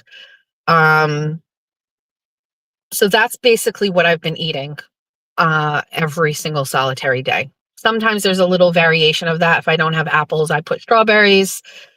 Sometimes I said I put the pickles. If for some reason I'm out of hummus, which I haven't been for weeks, but there's been a couple times I've mixed it up and I've done willow tree chicken salad in the middle, and that's my dip. So yeah, so that's like basically that. So I'll have my coffee and then I will grab whatever, don't judge me, but I'll have like a Red Bull, or I will get an energy drink from Dunkin', which are sugar-free now. The energy drinks are sugar-free. And I will have that beverage. And then again, like in a couple hours, I'll make that plate and that'll take me a while to eat. And then I'll make dinner.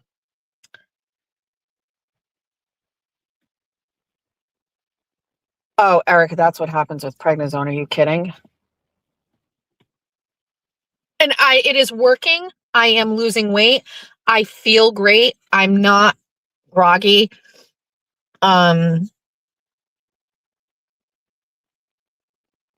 and then of course, like if I go out to eat, I eat, you know what I mean? If I happen to feel like I want a bagel, I'm eating a bagel. But I basically just changed like opening my fridge and being like, oh, what do I want for lunch? And just eating whatever the fuck is there. Like I like tortellini, meat tortellini, like frozen tortellini from Stop and Shop. I fucking love it. And I like cooking it al dente. It can't be soft. They kind of have to be a little hard. And with like a little bit of like spaghetti sauce, just not a lot. Like I would make like a whole fucking bowl of tortellini for lunch. That doesn't make sense.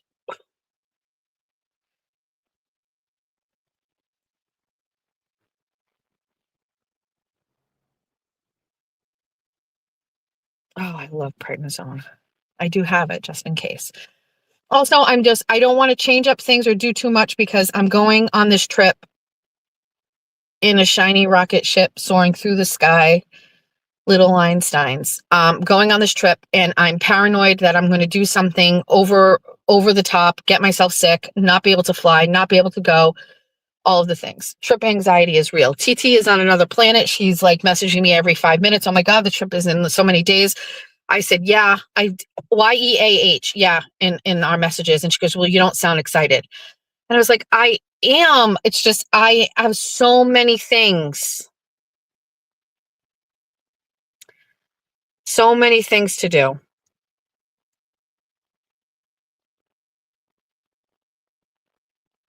I've been doing my turmeric tea at night. I've been taking vitamin C, vitamins, just one though, because those can be like weird and constipating.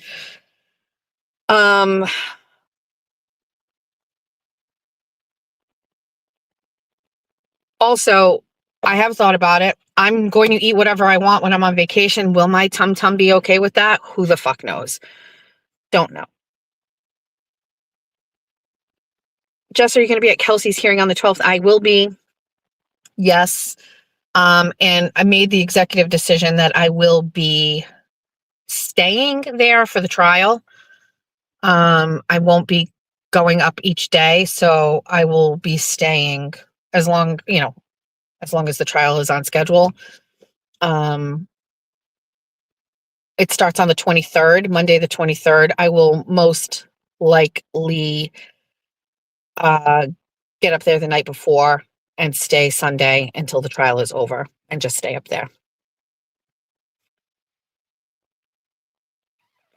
What are you doing about protein? Kit Kat, the turkey sticks, the eggs. I know. I know.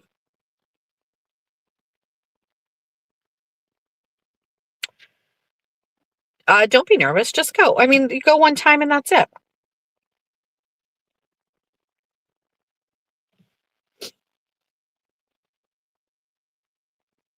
I know. Can we make a commitment to work on the diet situation after I come back from vacation? Will that be okay? We can revisit this.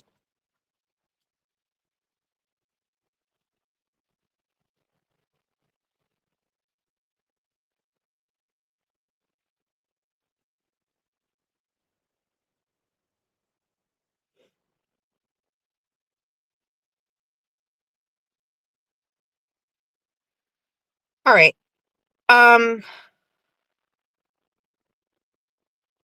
What else did I have to say? There was something else I wanted to talk about.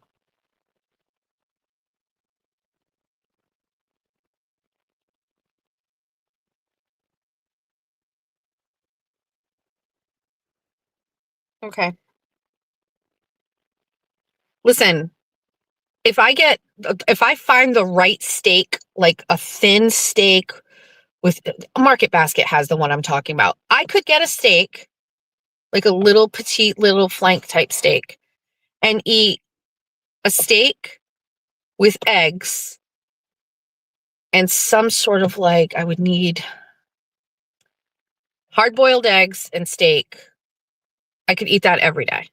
I should plan a little bit more. Maybe I should go home and get dressed and go and grab some steak. Now you're making me feel like I need my protein. Thank you, Cyberchick, for posting Kane's thing.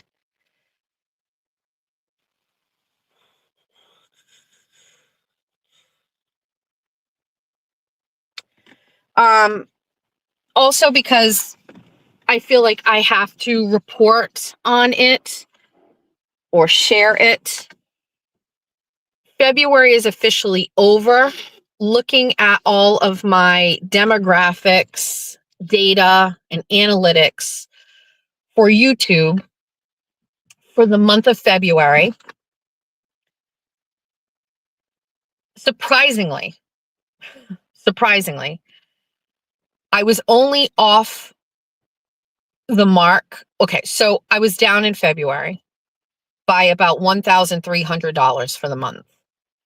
And I recognize that it wasn't for a shortage of memberships and super chats or anything like that. But I did notice that I think I mentioned this in passing, but the money that YouTube was paying per 1,000 views was significantly different in February than it was in January. Sometimes $25 less. And again, I've read about it. I've talked about it. I've looked into it. It doesn't seem like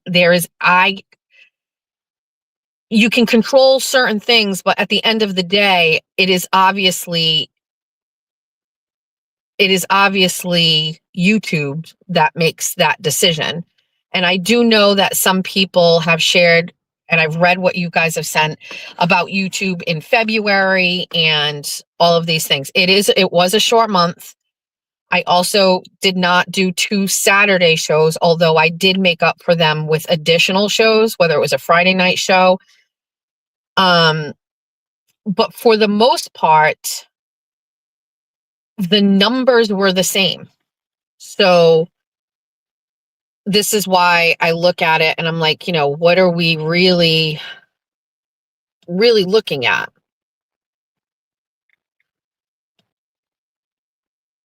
So I just want to take a peek at it because yesterday, it's just weird. At the end of the month, it cleans your slate and you start over again. And so like everything is back down to like 0 and it's wild. But overall, I actually thought it was going to be much worse. I was not worried. I'm not worried, but I was just like, whatever. So we are up.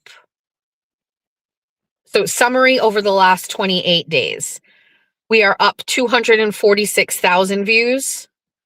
We are up 146,000 watch time hours. Our estimated revenue for the month, I usually don't give that exact number, but it is also in the up metric. It looks, I guess, by all stretch of the imagination, it all looks good. It goes into a little bit more depth and it talks about, so my views were 246,000 views in February. That is 147,000 more than usual. My watch time was 146,000 hours, and that is 89.1 thousand more than usual. My subscribers, I added 273 subscribers in February. That's 27 less than usual. So even though I was up 273 subscribers, it's 27 less than what I usually get. My estimated revenue was blah, blah, blah, blah, blah. It says up, and it actually says that's $3,842 more than usual. It's not. I don't know why it says that, but it is not. We currently have 10,327 subscribers. That updates in real time.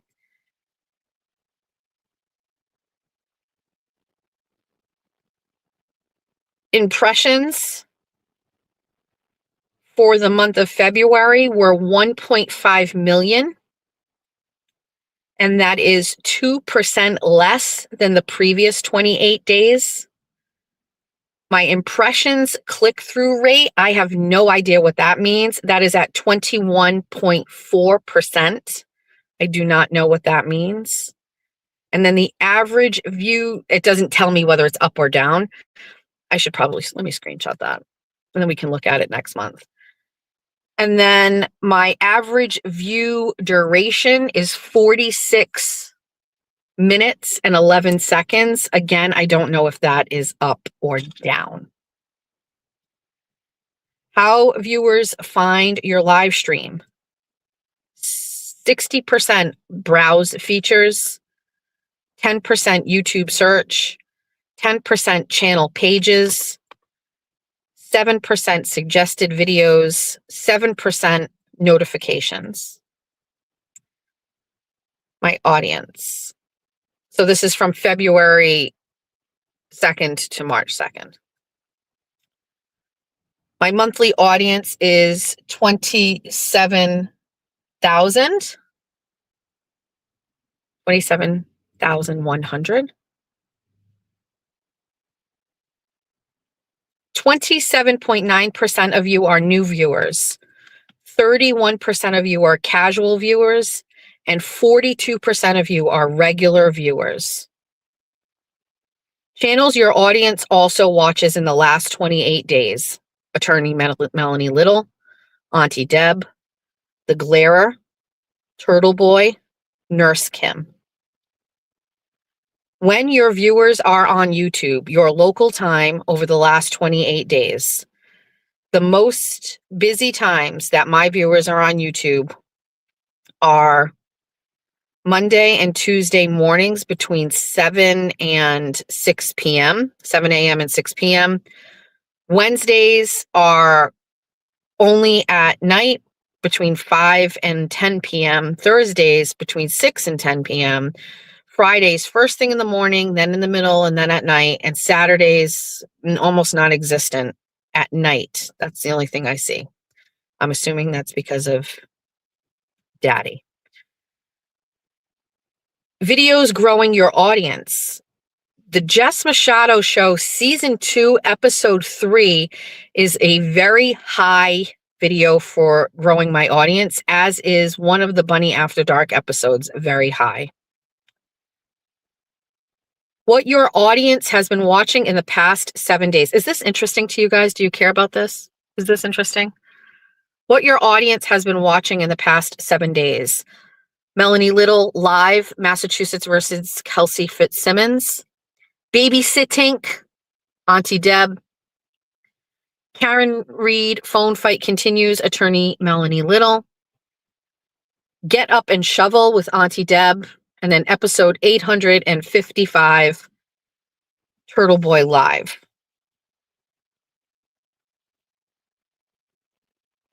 Devices, 61% are watching on your phone.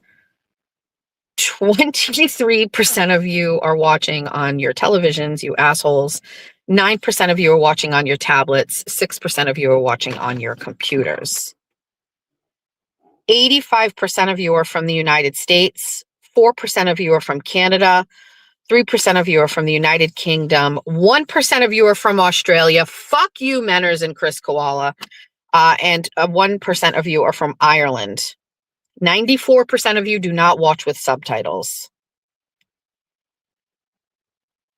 And then we go to the next tab, which is revenue.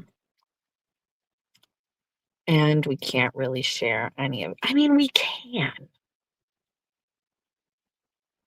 I don't really care. When I calculated my total amount of money when I had my 10K month, that, just so you know, that included, I include my Venmos in that as well. So I include my Venmos, I include my YouTube revenue.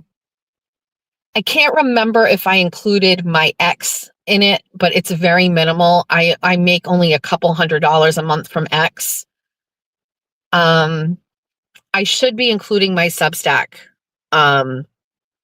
And then I will also have to include my merch. So just the full number. I know it's nobody's business, but I think it's just weird when people they gatekeep that shit. I really do. I think it's weird. It would have been helpful for me to know more before I started. You know what I mean? So I like to share, not in a bragging way, because I also shared when I wasn't earning. And I like to look at like that growth. I like to compare. I like to see, like, it's very obvious to me from what I have seen through trial and error that the Saturday morning show doesn't generate ad revenue. It doesn't generate anything. Comparatively to Bunny After Dark, it just wasn't working. You know what I mean? So I like to like talk that out in real time. I didn't ask you though what you make. I don't care. I'm just saying, like, if I want to share what I mean, if you don't want to hear me talk about like my revenue, then that's on you. But like, I like to talk about it so that I talk about it. I like talking about the highs. I like talking about the lows. There were more lows than there were highs. Technically, February is a low because I didn't set the goal to beat January. I knew it was going to be less.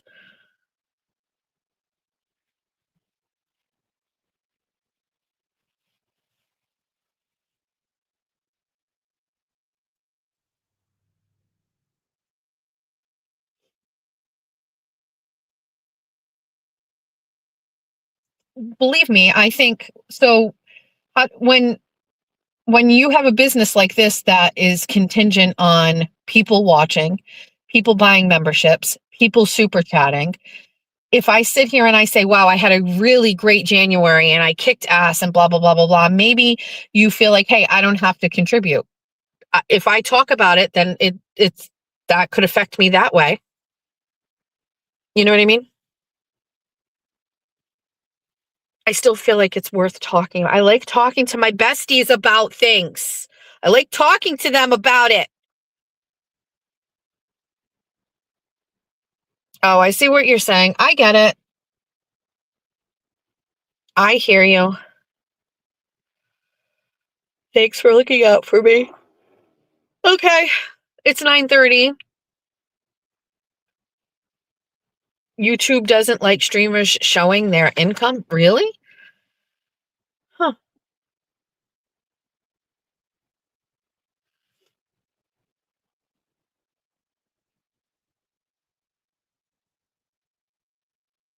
I find the numbers interesting, so that's why I talk about it, because I find it interesting. I'm sure I will learn it's not a good thing. Listen, I don't say everything. I'm not showing those metrics. I do break it down though. Take all the other things aside. I break it down by day. And we weren't that far off from January.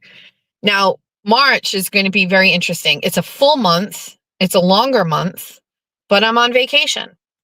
So I'm not sure if I can do a 24 on 24 every morning. Do I aspire to? I think so. I consider it a working vacation. Number one, it's financed by a friend. And so I look at it like it is a working vacation. Does that make sense? I really do feel like I should be working a little bit. I should be doing those things. I should be producing content while I'm there. It's my job, and this is like I'm working, kind of. Yes, I am going to vacation, but I just feel like I think I have to live stream some days. That's my take. My kids have been asking me if I'm going to, and I was like, I think so. You know, like, can I not take, an hour out of my day in the morning to live stream? Chances are Jeffrey's not going to be up early. So what's wrong with doing a 1 hour, 24 on 24? What's the area code in Pensacola? We'll figure that out. And then, you know what I mean? That's what I think. I would like to share. As long as it's like, I really need the feedback. Is it braggy? Like, are people going to be like, this fucking bitch? Or is it like, oh, we want to see where you are and what you're doing? I will tell you, I have a little bit of an obsession with deciphering whether or not something I spend money on is tax deductible, and I am frequently Googling it. A lot of what I do is tax deductible. A lot. If it's done during a live stream, it's tax deductible. Yeah, I think so too. First of all, not one point do I feel like I am not touching my laptop. I am not going live. I don't feel that way at all. I would love to live stream from a fucking beach or whatever. I'm thrilled. I do have to talk to my fairy godmother, Linda, and ask her if she objects to that from the villa. But I'm not sure. But I think whatever, I would like to. I've never once said like, oh, I'm not going to live stream. I don't know if I'll bring my laptop, but I will bring my 2 phones and my tablet. So, all right.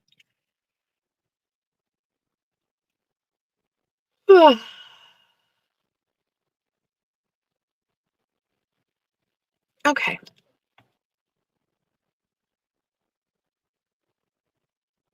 I did less shows. Yep, I did.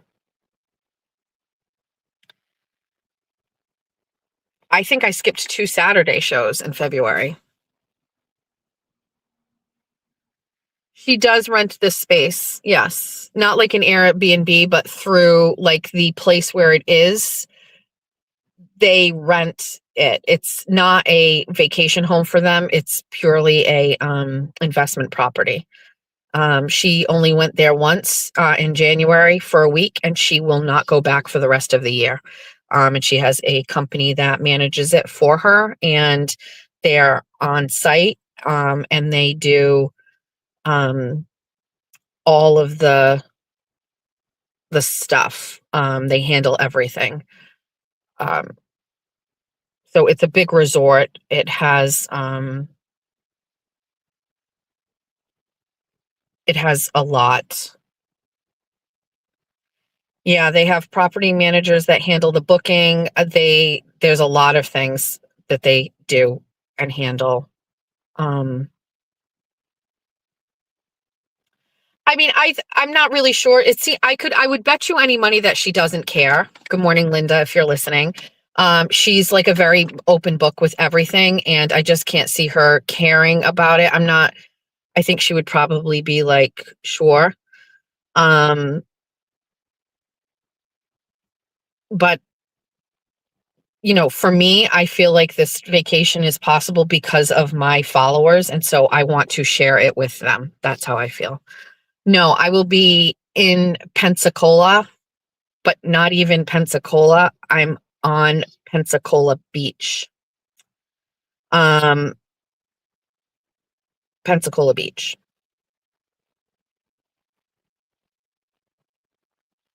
So I didn't really know that when I was first. I was like, okay, Pensacola Beach, is that not Pensacola?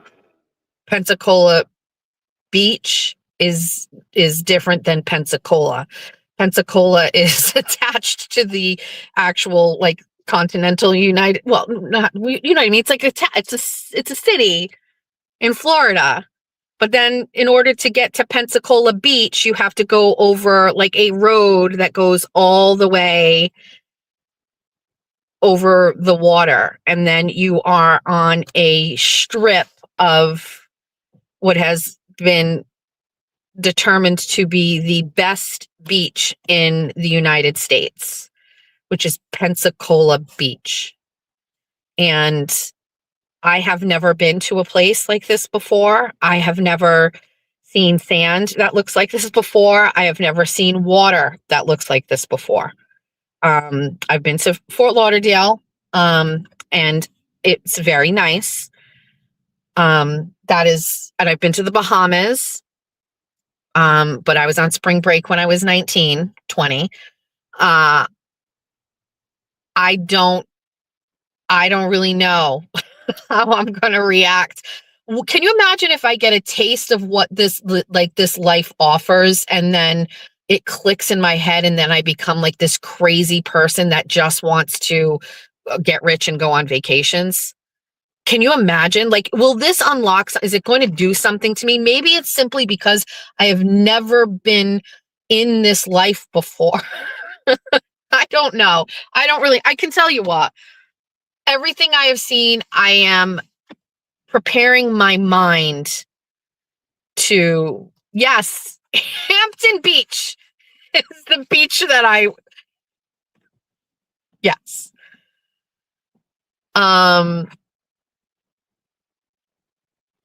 Yeah, I'm preparing my mind for it. No, I think it's a great thing. And, um, you know, yeah, I think I'm over the part of feeling guilt about it. I feel, uh, accepting it. I don't know. I don't know what to expect. I don't know. I don't go on things like this. I'm probably going to come back and just be like, my whole identity will become, um, Pensacola Beach. That's it. I will just want to be there. That's it. So anyway, that's coming up. Believe it or not, we are leaving in less than 2 weeks.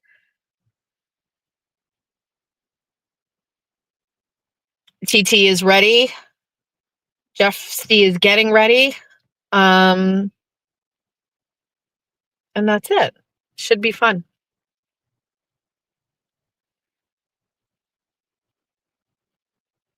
Little nervous, but I think the flight situation couldn't be better. What happened with the flights? The flight thing is just a game changer. The more I look at that situation and how it happened, and if you missed it, I inadvertently booked the wrong airport. Instead of booking the Pensacola airport, I booked the Fort Walton airport, which is an hour away, and then ended up having to rent a car, which I was on the fence about anyway, but it was cheaper flight. And so it ended up costing the same amount of money if I had gone straight to Pensacola, but now I get the car out of it. It's an hour drive, all on the beach coast, so it's a wonderful drive. And it is a direct flight with JetBlue. And so it just, like, every single fucking thing worked out. Literally, Sky Daddy was ratatouilleing me. He was like in my hat, holding my hands, having me type in things in the laptop as I was buying plane tickets. And I didn't know. I was just on cruise control. Sky Daddy was just like doop doop doop doop doop doop doop doop doop, and moving my hands as I typed, clicked, purchased, and then boom, booked it. And only when I sent the itinerary to the TT did she go, bitch, this is not the proper airport. And I was like, what are you talking about?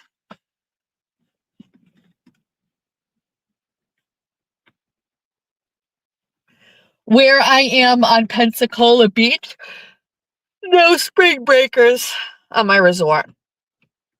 Not going to be like that. It's different. It's different over there. It's not for the poors, essentially, is what I'm saying. Oh, hi, Romy. How are you? Were you here yesterday when I discussed the pocketbook that showed up at my house?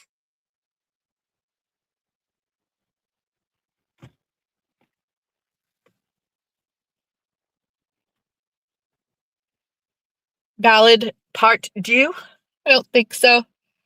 I don't think so.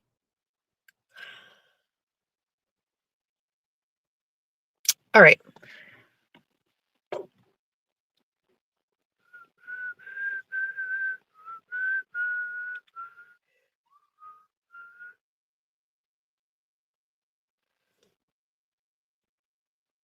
She didn't find the Perry Ellis. I saw her at court for Kelsey.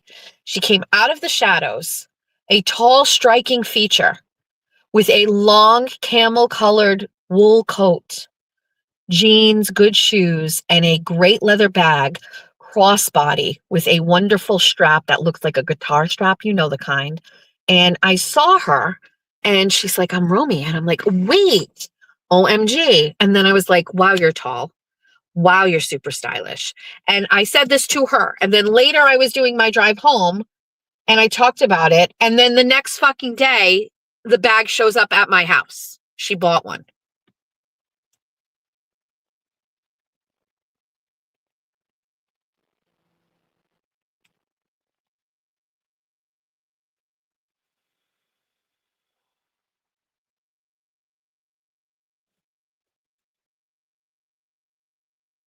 We have determined that the Somerset Democratic Town Committee will be hosting their Somerset Candidates Night will be scheduled for Monday, March 30th at 6 p.m. Which means now, March 30th at 6 p.m.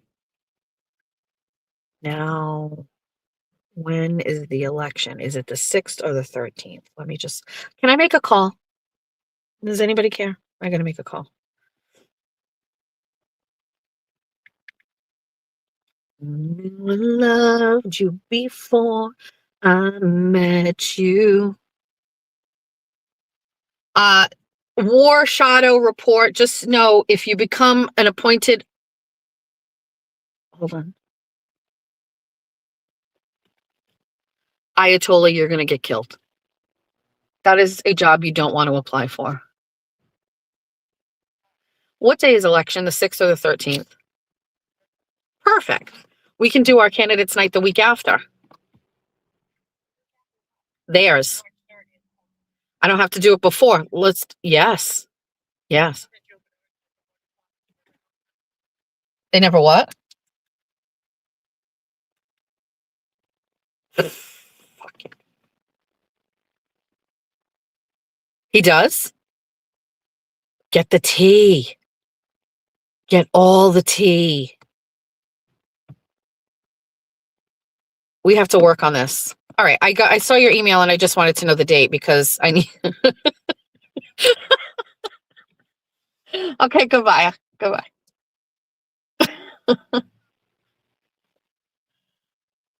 Perfect. All right. Okay. Bye. All right. I love election season. That's not how it should go. That's not the vibe. There's nothing I love more. Nope, that's also not the vibe. It's election season. It's got to be in the tune of like some Chicago song. Yo. Hello? Yes. Oh, that's a very broad statement. If you call me and say, if what's his face is really sorry about what he did to me, and you don't get specific, what? That's literally, let me pull out the Excel sheet. Okay. I will work on that for you. I agree.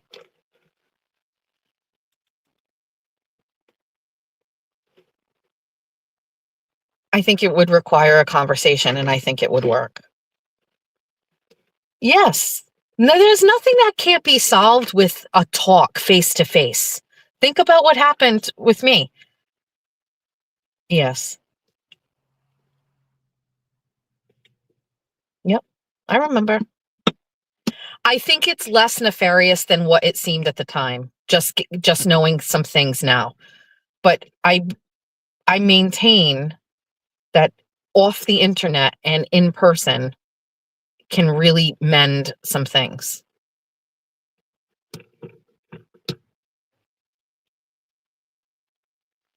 You might want to hold on one second.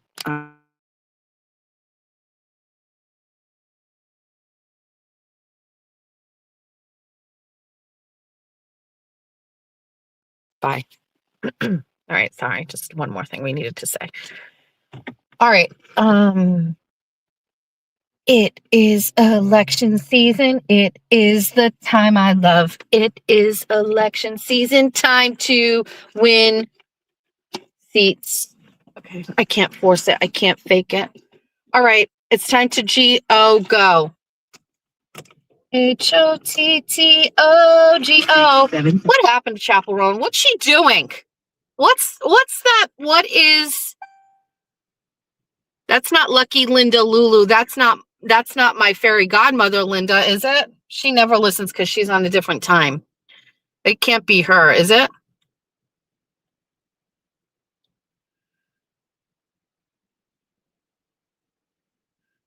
I can't stand this liberal ass town I'm in. I need to change all the elected officials.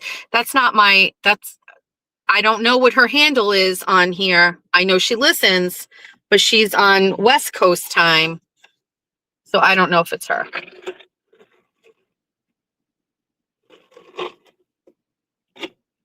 I'm trying to think about this, but I think what we're going to do is I think we're going to go to Dunkin' and get our energy beverage for the day. And we're going to get... Do we want to do that? What do we want to do? Let me think about what we're doing the minute I drive out of this parking lot. Okay. All right, let's go get... I saw the name Linda, Lucky Linda Lulu, and I got excited that was my Linda.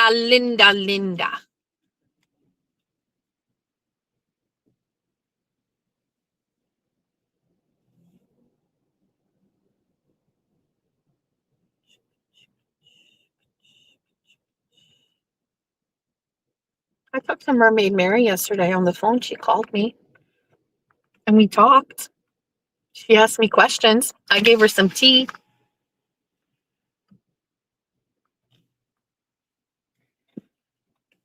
Kelly said, hi, can I do a medium berry burst energy? Oh, you found out the news? Yes, I found out the news. That's great. You guys are wonderful. Thank you for taking care of me. Of course. And Is that all you got today? I'm going to get an order of the snack and bacon and an order of hash browns. Second and hash brown. You got it, Sunshine. Thanks, babe. Thank you. The bacon is for me and the hash browns are for my doggies.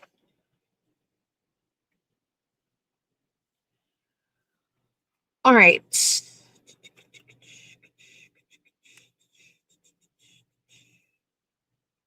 Also, I will share with you something I am contemplating. Hear me out on this. Shit, Jeff took the money from my console. Now I don't have ones to tip. I hate not tipping here. Yes. Excited? Yes. I've had to sacrifice Red Bulls. The new one's coming out. I heard my daughter sent me the menu. I am very excited. Take all my money. Oh yeah. Hi. How are you? Good. Sign up. Thank you. Berry Burst Energy. We are so back. I don't know if you heard this, but they found 3 containers of it at another location and they brought it here for me because I am that bitch. No, thanks. So here's the last thing I will tell you. Thanks, babe. Have a great day. Thank you. I hate not tipping them. Fuck, I'm so wrong. So, what is this bag in the middle of the road? Like, I've done enough of good services for today. I'm not going to get out in the middle of County Street and pick up this trash, but at the same time, like, this trash shouldn't be here in the middle of the road. It's a big bag. It's going to cause an accident. It's a bag of cement, like powder. Anyway, all right. So here's what I was thinking. I know this sounds stupid, and I'm going to hear from people about it. I know it. Just hear me out on this. I don't get a lot of money from Jack and George's dad in child support. It is a very minimal amount. It is based on probably an old job that he was getting money, and we calculated it through the court system, and I have never revisited it. Now, I've talked about Jason having some job instability and housing instability through the years, and I've never gone back to court to up that dollar amount. Because in my mind, there's been times where he's made less or none at all, and that money just accrues with the DOR. So he has this balance that's sitting there that's forever going to be there.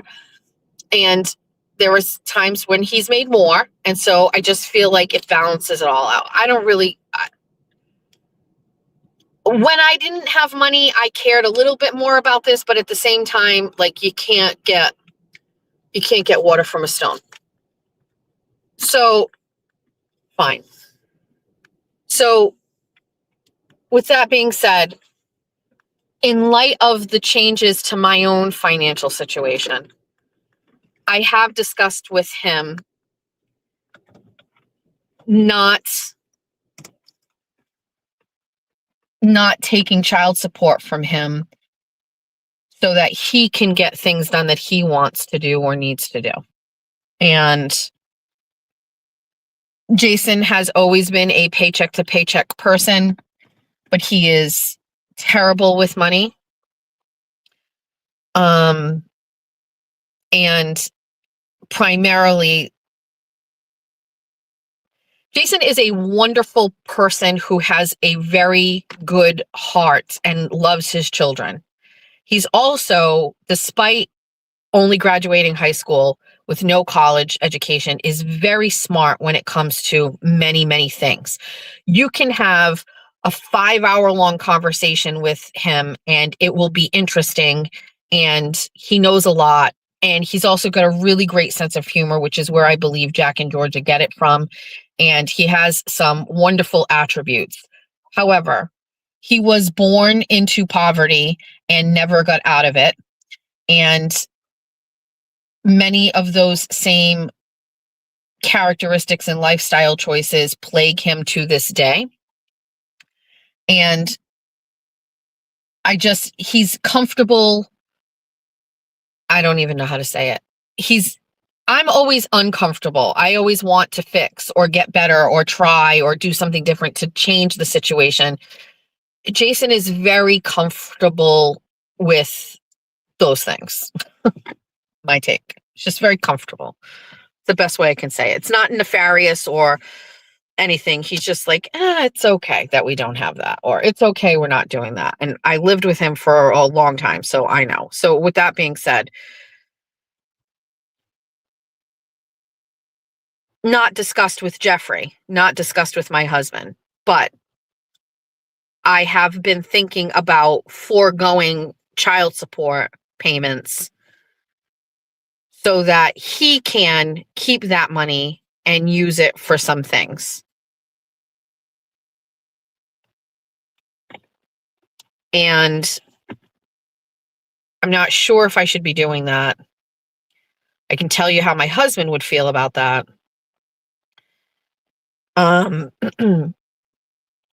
But for example,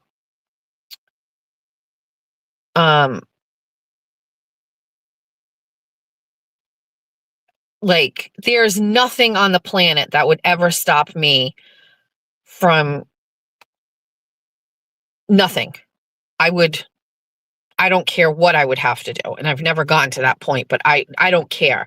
There's nothing that would ever prevent me from putting gifts under my tree at Christmas when my kids were little. I didn't care. I would sell things if I had to. I just don't care.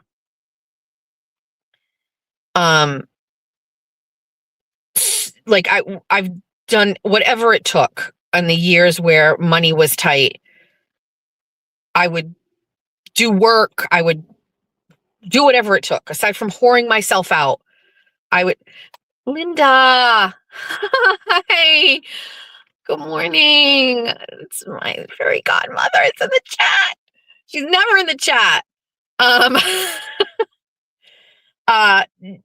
Jack and George's dad has gone holidays and just said, "I don't have the money," and doesn't have gifts for the kids, or we'll just get like, a couple things, like not stocking stuffers, and that's it.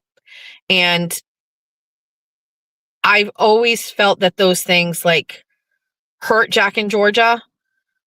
It made them feel bad for their dad, not bad for themselves. It also made them like weird about gifts and things like that. I don't know. I guess unless you've gone through it yourself or you've experienced it as a child, how else do you like, you know what I mean? Like, so Karen's saying you had a husband like that. It's hard when he's an ex. It's like, he's not my problem anymore. And there's a reason, there's part of the reason why he's an ex, right? For that attitude where those things are not a priority. And it's not about things. It's about how my children would feel going to their dads for Christmas and him not having gifts for them, and them feeling bad watching him feel bad. Where as an adult, I'm going, I don't feel bad. Like, go do whatever you need to do. Go sell some of your shit and get my kids some presents, right?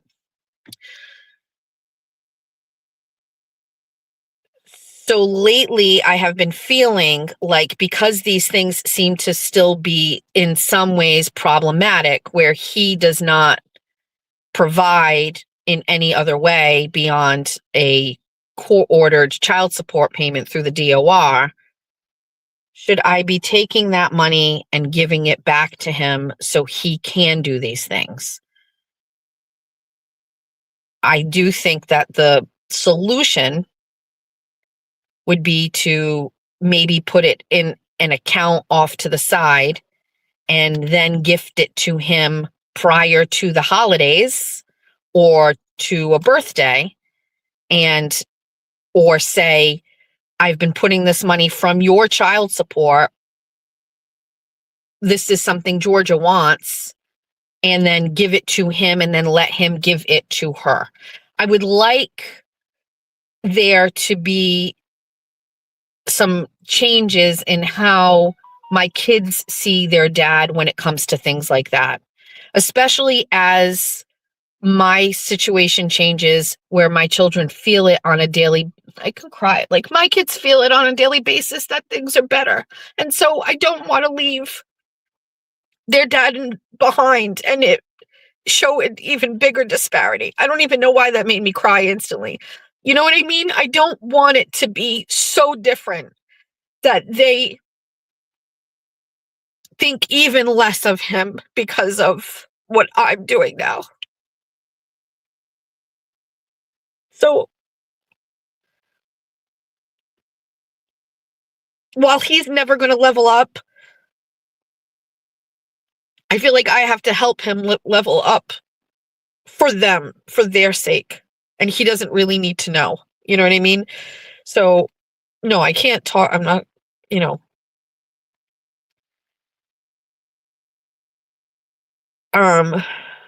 I don't think I can tell. Listen, I could talk to my husband and so just so you know, the child support money never has anything to do with Jeff. It's so little money. We're not talking a lot of money at all. It's always the money that I use it's the money I usually use for what they want. Like if they want Dunkin', that's the money I use, the child support money. If it's clothes or something special outside of whatever, that's the child support money I use. The child support money was never anything that I built my house around. It was always the money for just the extras and things like that. And that's why, when it wasn't there, it wasn't there. You know what I mean? Like it is what it is.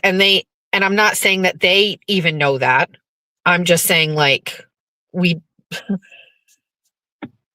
I'm just saying in this point in the game, if I can protect my children from feeling hurt or disappointed or sad or whatever around things like that with their dad, I feel obligated to do that now. If that's something I would want to spend my money on. Do I hate that I have to do that? I do. Do I resent it? Yes. Does it feel like one of the first things I thought about when I started to see some consistency, which is like, okay, I'm not using the child support money now for Duncan or for when Georgia wants to go to Walgreens to buy makeup. I'm using my own money for that. And so I don't need to use the child support money anymore. So should I just put it aside and what should I do with it? And then I was like, well, I feel like I would want him to be able to do something with it for them, to get that guilt stuff away from them that they feel. Like, did you go to your dad's for Christmas? Yes. What did you guys do? Nothing. We watched TV and we had dinner. What did you guys get? Oh, well, dad couldn't really afford anything. So like me asking that question, I recognize would trigger them. So now I don't even ask. And then I just don't want it to be, I want them, things are awesome here. They should be awesome everywhere else. They shouldn't go over to another place and it not be good. And then as things get better here, it's going to look like it's worse over there. And so we have to elevate it and we have to bring that side up. That's really where I'm at with that. So I'm talking to the chat about it and asking your take on it. He's not my problem anymore. Liberty Attic literally just said what I just said. He's not my problem anymore. That's primarily why he's my ex. However, I'm connected to him forever. Like, Jason being okay, Jason being healthy, those things impact my children. So I do have to care in some way. I'm very adjacent. So I do think I'm going to just kind of give that money back to him, but only, I don't know. Don't know. If I gave him back all the child support, I get paid $500 a month and it comes in like batches from the DOR. I could, listen, there was a time where $500 was very important, but in the grand scheme of things, that $500, if I'm carrying money over every month and I'm being able to save my own money and do other things, 500, can it make my kid's life better over on that side of things? Yes. I did talk to him about that. I asked him about it and asked him about his financial situation. And I asked about the holiday because I was so disappointed in him that he didn't do more for them. And he could have done plenty of other things to make sure that there were gifts for them for Christmas. Now, he got them Christmas presents well after the fact. I just don't like that. I don't think that they should have to feel it on Christmas. Christmas is a special time. They're kids, or young adults, and I don't want them to even feel anxious. So that's what I'm thinking about doing.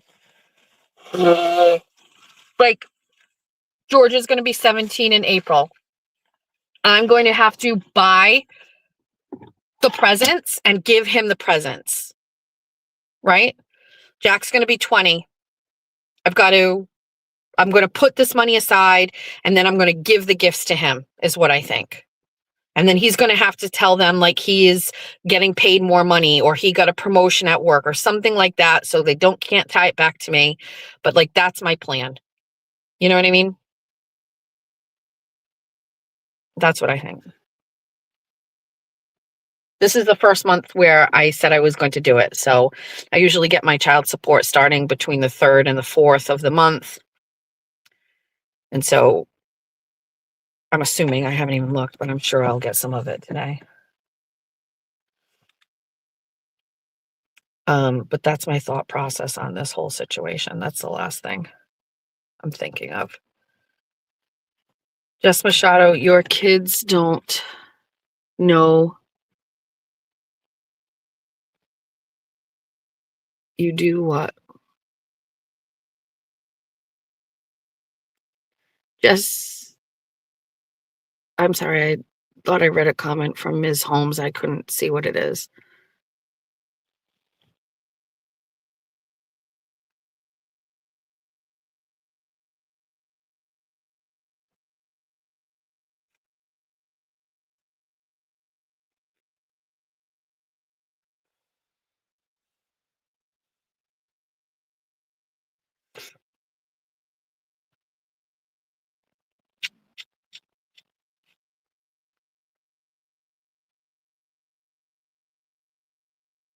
Yes, she's going to need a car soon. I don't know if you've heard, but Georgia is very stressed out about driving.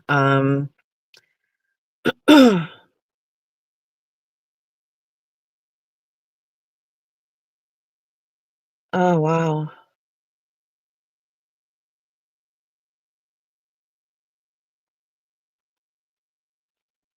Um,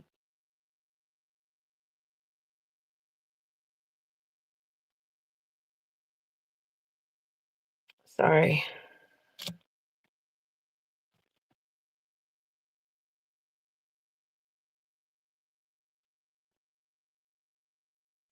Did Tom Holland and Zendaya get married?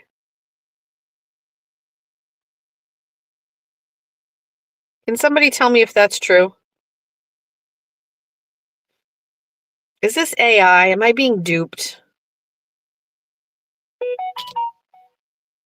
Can somebody just let me know? I open my Facebook and who do I see? Fucking Farrah on the beach in St. Martin. Looking like a queen. Oh, this is so pretty. Oh, these cabanas are gorgy. What? So pretty. Oh, Farrah has great style. So cute. If you let him off the hook and cover for him, he'll never learn. He's never going to learn. It's been Clarissa Louise in Bestieverse posted, my fat ass and fupa didn't stop anyone from coming and watching my work.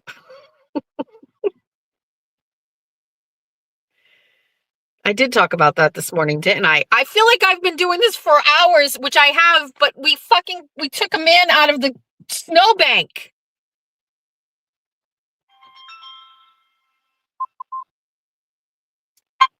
Oh, I don't know who that is.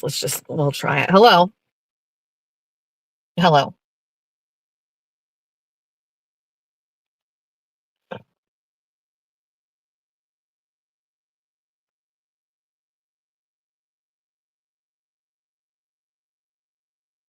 Oh, that's a good reminder. I forgot about that. Okay.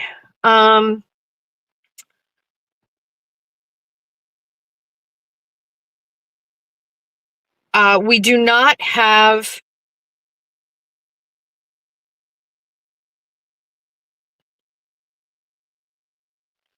oh my God, I have so many messages right now. What is happening? What are all of these notifications? What is this from? Hold on, let me click on this. Our besties are ordering the hoodies. I made a video too. Listen, well, I just shared information about this talk about child support or whatever, and believe me, now after I have heard that gaggle of women in that spaces talking about me and my parenting, I do pause for a minute before I talk about things, and I'm like, how will this be spun in a negative way? Doesn't matter my tone. It doesn't matter I got upset. It doesn't matter. It will be spun in a way. Jessica dated a degenerate and had kids with a degenerate. Jessica should be saving for her kids' future and blah, blah, blah. Jessica should be saving all of her money and investing and blah, blah. Listen to me. I'm doing the best I can. Okay? I am not spending my money. And believe me, on any given day, I think about just going ham. Okay? Do you know how bad I want my fucking Mahjong tiles? I won't do it. That's stupid. I'm not spending my hard-earned money on Mahjong.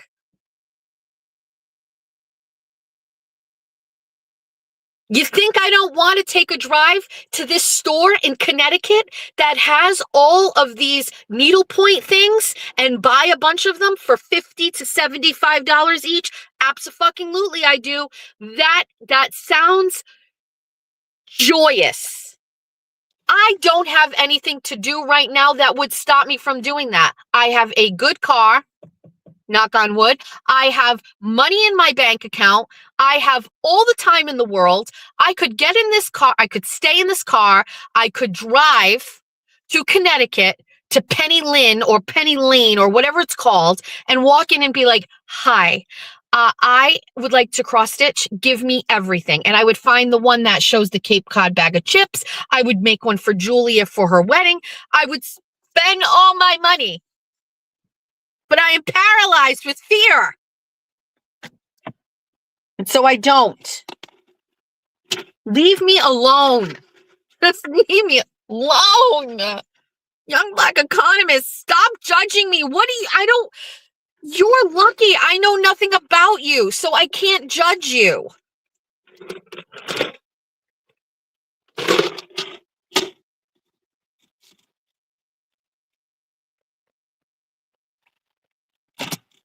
Listen, we went over this in the beginning. Things I say can make you feel three things. One, like somebody understands you and you've been there before. Two, completely indifferent. Doesn't make you feel a certain way, left or right, you're just listening. Or third, it makes you feel lucky that you're not a dumb bitch like me. Either way,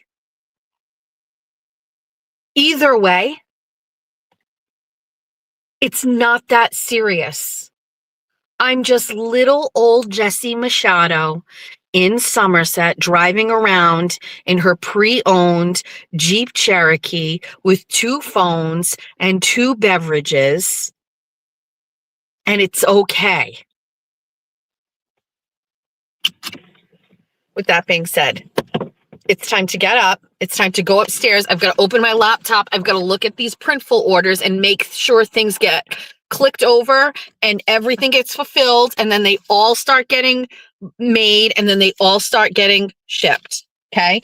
I just want to let you know, in the event that these things go wrong or it doesn't work out or something happens, Romy, you son of a bitch, no. Just know that we can do refunds very quickly.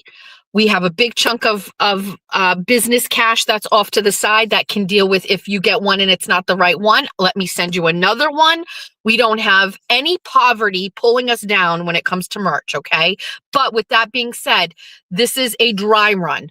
I don't have any of these items in my hand yet. I did order them, but I could get them and not like the way they feel, the way they look, and we will change. So order at your own risk and understand that this is a dry run and it's not perfection. I think they will be. We've done some stuff before. We've used these same suppliers. It's all the same stuff, but I think it's going to be great. And I think at a bare minimum, it's like, let's have fun with some merch. I think it's fun. I think it's great. And I love it all so much. Okay.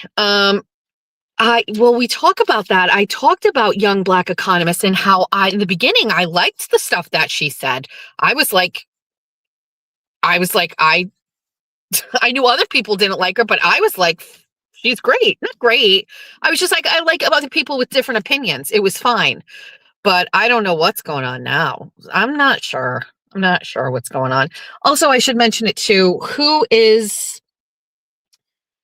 What is the name of that podcast with the 2 ladies, the Lavoie lady and the Mel lady? What's that called? It's got a name to it. Anyway, somebody tagged me in a post on X, and it was like the person was looking for people to talk about politics, and I guess some of the people in the chat suggested me, and so somebody tagged me and was like, "Oh, something." Yeah, something's off. Yeah. Thank you. Rah, rah, rah, rah, rah, rah, rah. So, that person said, hey, we suggested you for Mel's chat. And then I got tagged again yesterday by that person. And the person was like, oh, we told Mel about you. And Mel said, no, we think she made the wrong decision. You guys don't know the history there with Mel. You don't know the history, but the real quick, Jimmy went on them as well, which is probably why you guys are watching, because you listen to Auntie Deb, and bless his heart, he was like, yeah, they're good people. I had a very different experience with those women. I didn't know who they were, never heard of them, had never seen a podcast, just didn't know anything at all about them. And one of the besties very early on, like week 3, 2, 3, 4. I don't really know, but somebody sent me a link and a clip and they were talking about me. Not nice. And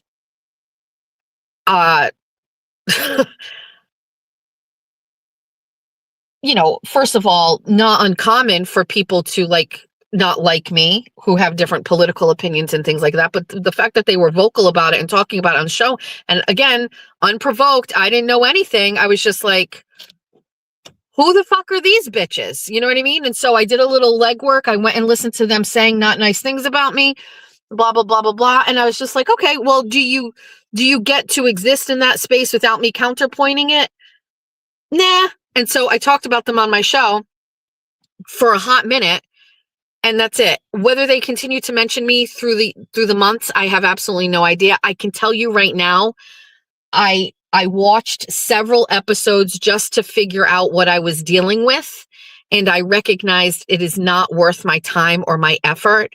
When I heard Jimmy was going on, I'm not going to call up Jimmy and being like, don't go on that show or whatever. Jimmy can do whatever the fuck he wants. I don't care. I don't like him. I don't like him. I think that she has a problem with me being a conservative. She thinks I mistreated a guy that was on my show.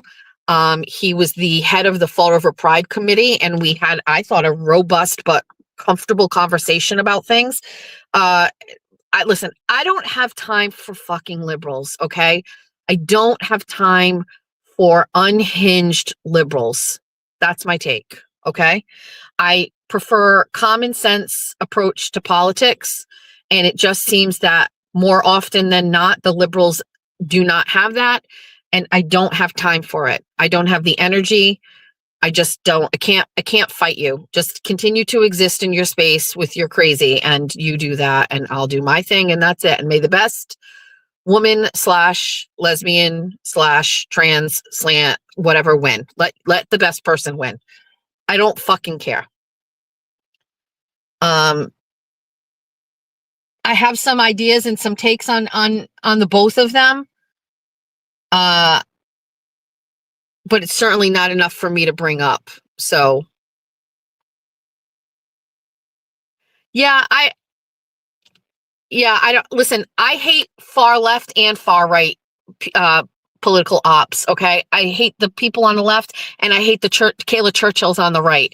You know, this righteous, like, God fearing, like, you know, dropping Bible verses shit on me all the time when you're out there fucking, you know, being the meanest fucking douchebag on the planet. And then you go to church and you ask for your weekly forgiveness, and then you're anointed with, like, God saying you're okay, and then you start all over again next week, you know, breaking the 10 commandments left and right. Get the fuck out of here. Like how many, it doesn't matter how many fucking crosses you put around your neck, you're a fraud.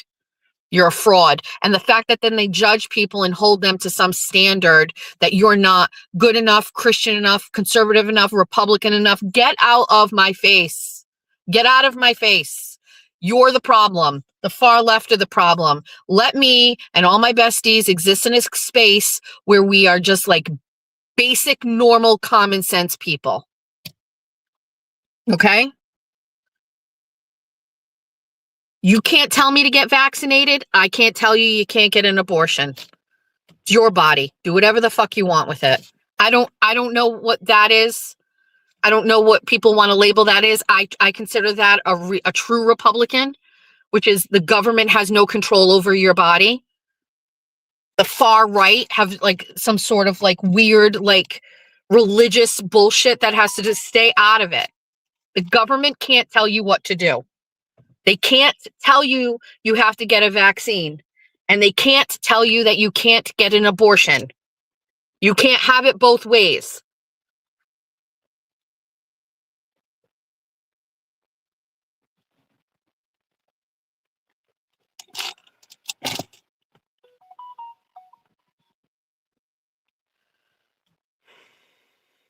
Already gave you the time and the place, and don't be shy. Come be the man I need. All right. I can't get all of these songs out of my head. Both sides have the crazies. Let's just exist in the middle, please. The problem is Maura Healey is a left liberal crazy. That's the problem. The problem for so all that being said, right? So Maura Healey is far left crazy. Elizabeth Warren crazy. They're all the same, right? The problem that we're currently having is, okay, we can't have that because it's obviously problematic for the state. So what are the far right people doing? We need Mike Minogue to counterpoint that. Far right. Mike Minogue is anti-abortion. Mike Minogue is all about religion and Catholic schools, stuff like these religious schools. Like Mike Minogue is he is the counterpoint to Maura Healey. And Republicans are like, that's who we need. We need that. Maura Healey is this, and this is the guy that's going to fix all of that. And I have a completely different theory on that. And my theory is we need somebody in the middle and normal and common sense. And that is the only way to fix it. And it is the only way for stability. And if you go to the right with Minogue, it is no different, because while there may be some things that I think are aligned with my philosophies with Mike Minogue, it's going to end up being the same way. The left will get angry and the middle will get angry with the far right rhetoric, and they will want to counterpoint it and go to the other direction. And so the only way to stop it is to put someone who is common sense in the middle. And that is Mike Keneally. And who is also capable and has worked in government and private sector and in nonprofits and all of it, all of those things. Do not use the word rhino. Don't. You cannot. If you want to have it went by too fast. If you want to have a debate with me over what a real Republican is, I will put your word rhino to the test. I will put you to the test. I have an arsenal of hypocritical statements from so-called Republicans. Put it to the test.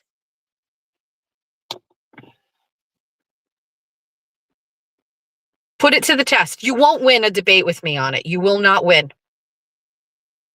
I have been too far entrenched in the politics of the Republicans in Massachusetts for the past 5 years, where I just don't think people understand. Rhino is a term that Republicans use for people like me. It means Republican in name only. And they say that someone like me isn't really a real Republican. That I'm just the name Republican, that my values and all of the things that I feel don't really align with the real Republicans. Like I just said, the righteous Republicans, the far, far right Republicans that have this false set of values. Have I ever met somebody that really, truly lives their life like in that way? No. No. No. They cannot gatekeep this party. You cannot tell me that I'm not Republican enough. Who are you to say that?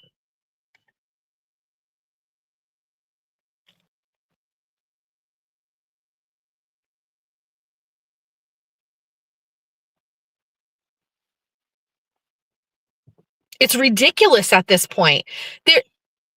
It's ridiculous that there are Republicans in this party, in this state, that look at me and say that I'm not enough of a Republican for people.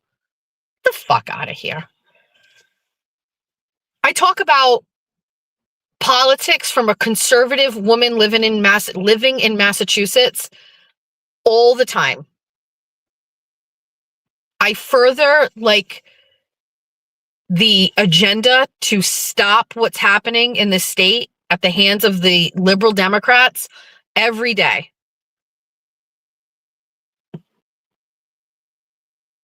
Anyway, I don't want to get angry about that. It's just obnoxious. It's obnoxious. I believe that there is a different Republican Party that is the Republican Party of Ronald Reagan, where it is, if you identify as a Republican, if you want to say you're a Republican, you're a Republican. You can't gatekeep this. You can't tell me I can't say I'm a Republican. I'm a Republican. Do you know how I know? Everything about Maura Healey repulses me.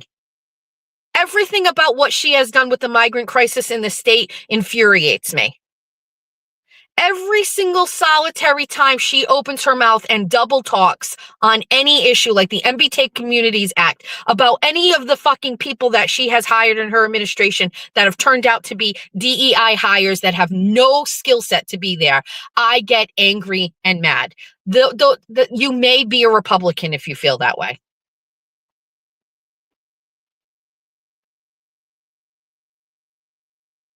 I'm not vaxxed. Nobody in my house is except for my mother. My husband, my kids, none of us. Because I didn't buy in to the big fucking sham that it was. I knew. I didn't know right away, not the first couple weeks, because the fear had a hold of me. But right after that, did I know? Yes. Did I hold the line? Yes.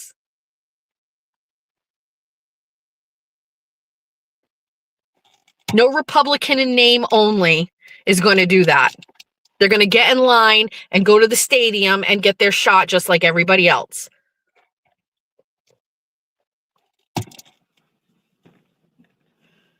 Summer Coffee Trials Cupcakes. Where is the merch link? It was not posted, but let me post it here for you.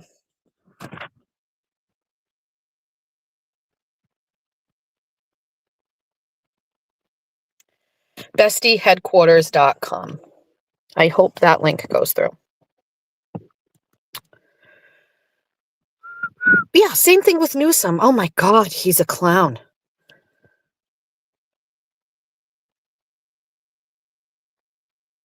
That's not even really a link. I don't know. I didn't even post a link. That's what it is. I can't do it from my phone.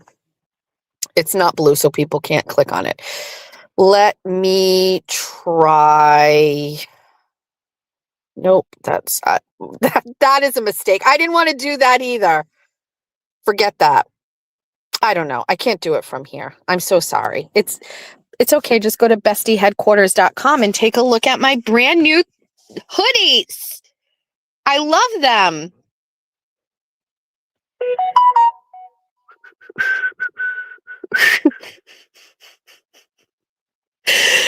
Kimberly just texted me and said, "Good morning, Jessica. No pressure, but I am hoping for a war voice note update at your convenience." I will read all of Kimberly, I'm in the middle of this live stream right now, but when I am done, I will get you a very simplistic update and give you an update on what's happening in the region. Okay, can we get off now? Now it's 10:30. Now it's time to go. I hate going down political. I hate getting mad about politics. I hate getting mad about politics, man. Just buy me a headache. Oh my God, Spencer Pratt. Oh, love it. Yes, Dizzy, I'm still live. Of course, it's a 3-hour live in the morning. Of course. We have lived a whole lifetime.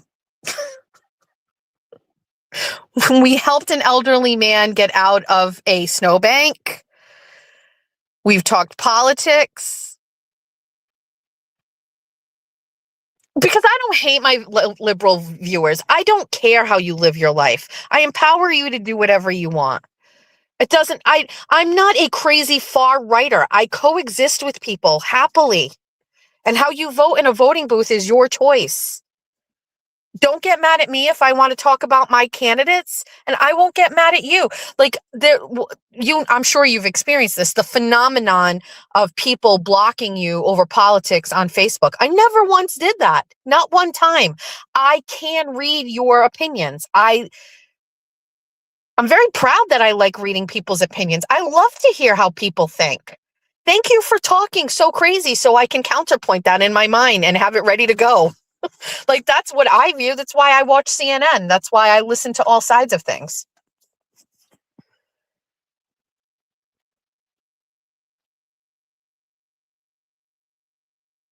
Healthy debate is a sign of intelligence. Well, I can't say that we are intelligent. Can I just say how excited I was that my fairy godmother, Linda, was in the chat today?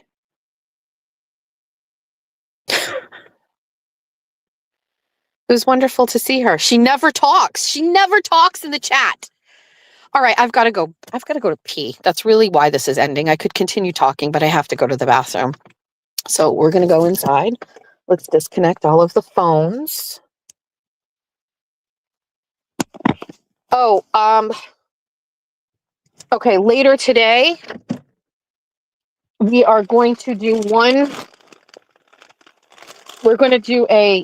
we have to do a count for the meet and greet. It's time to get this a little bit more formalized. So, and I'm going to need to know if you're paying for the bowling or if you're just coming. I need both numbers. And so I am going to make a email.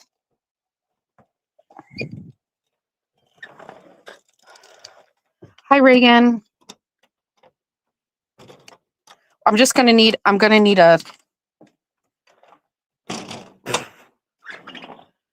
I will need a count, and I will need people to pay because I'm paying for 50% of it all up front today.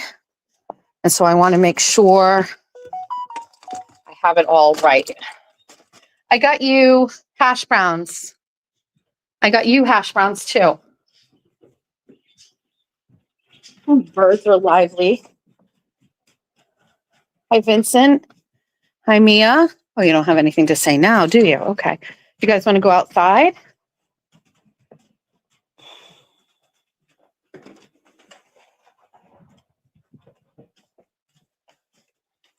Hi. Ow. Ow. There you go. Hi. Oh, you want kisses? Thank you so much. Okay. I'm going to leave you here and I'm going to the bathroom. I'll be back.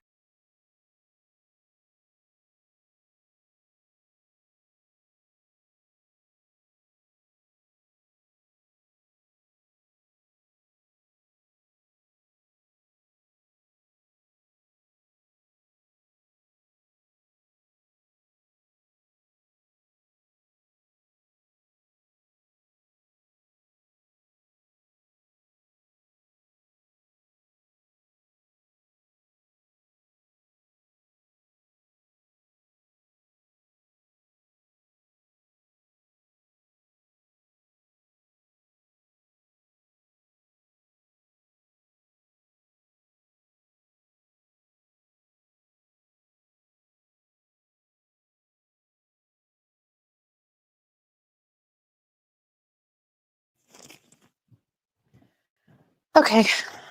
Hi. Can you get a war update? I can't. I have to read. I have to go to my sites. I have to read. I have to go see what's going on. I have to. Good morning, Gingy. You were unsupervised. I was peeing.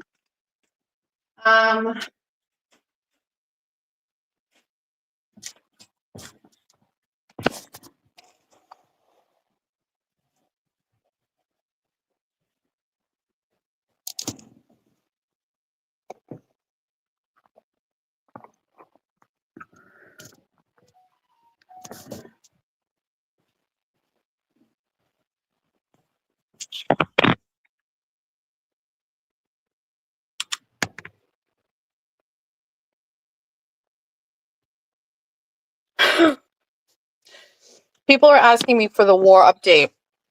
Yes. But I haven't done my work yet. I don't know. I don't know what's happened overnight.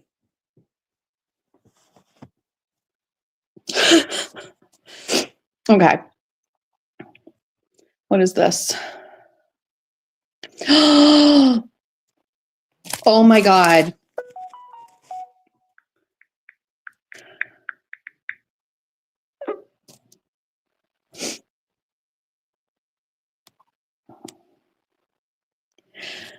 I am going to fucking die. Listen to me.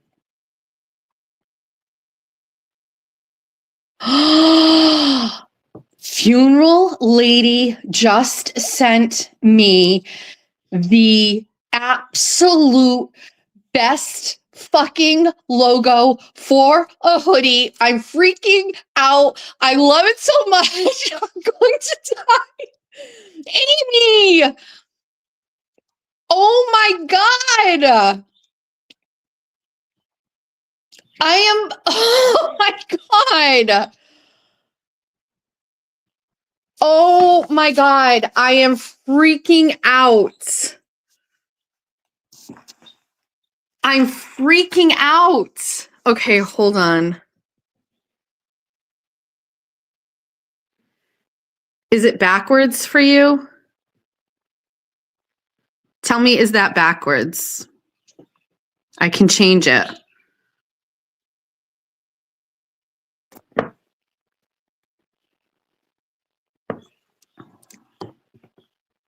Can you... Wait. Is it backwards? Can you see it the right way? It is the Society style logo. That is exactly how Society does it. Oh my God. It is. Oh, let me get the Society logo. Hold on. Let me show you what Society looks like. You must know at this point, but oh my God, I am. Georgia just texted me 5 minutes ago. Can we get Taco Bell for dinner tonight? 10:30 in the morning. Yes, Queen, we can. Oh my God, Amy, I am. It's so good. Wow. Wow.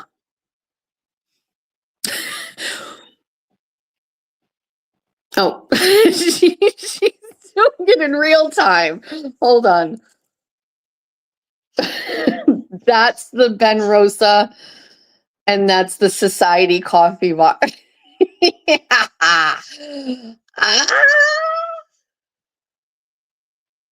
Oh my God. If you haven't, this is such a, this is my kitchen table. I can't answer you. I'll answer. Hold on. I'll just answer. Hello.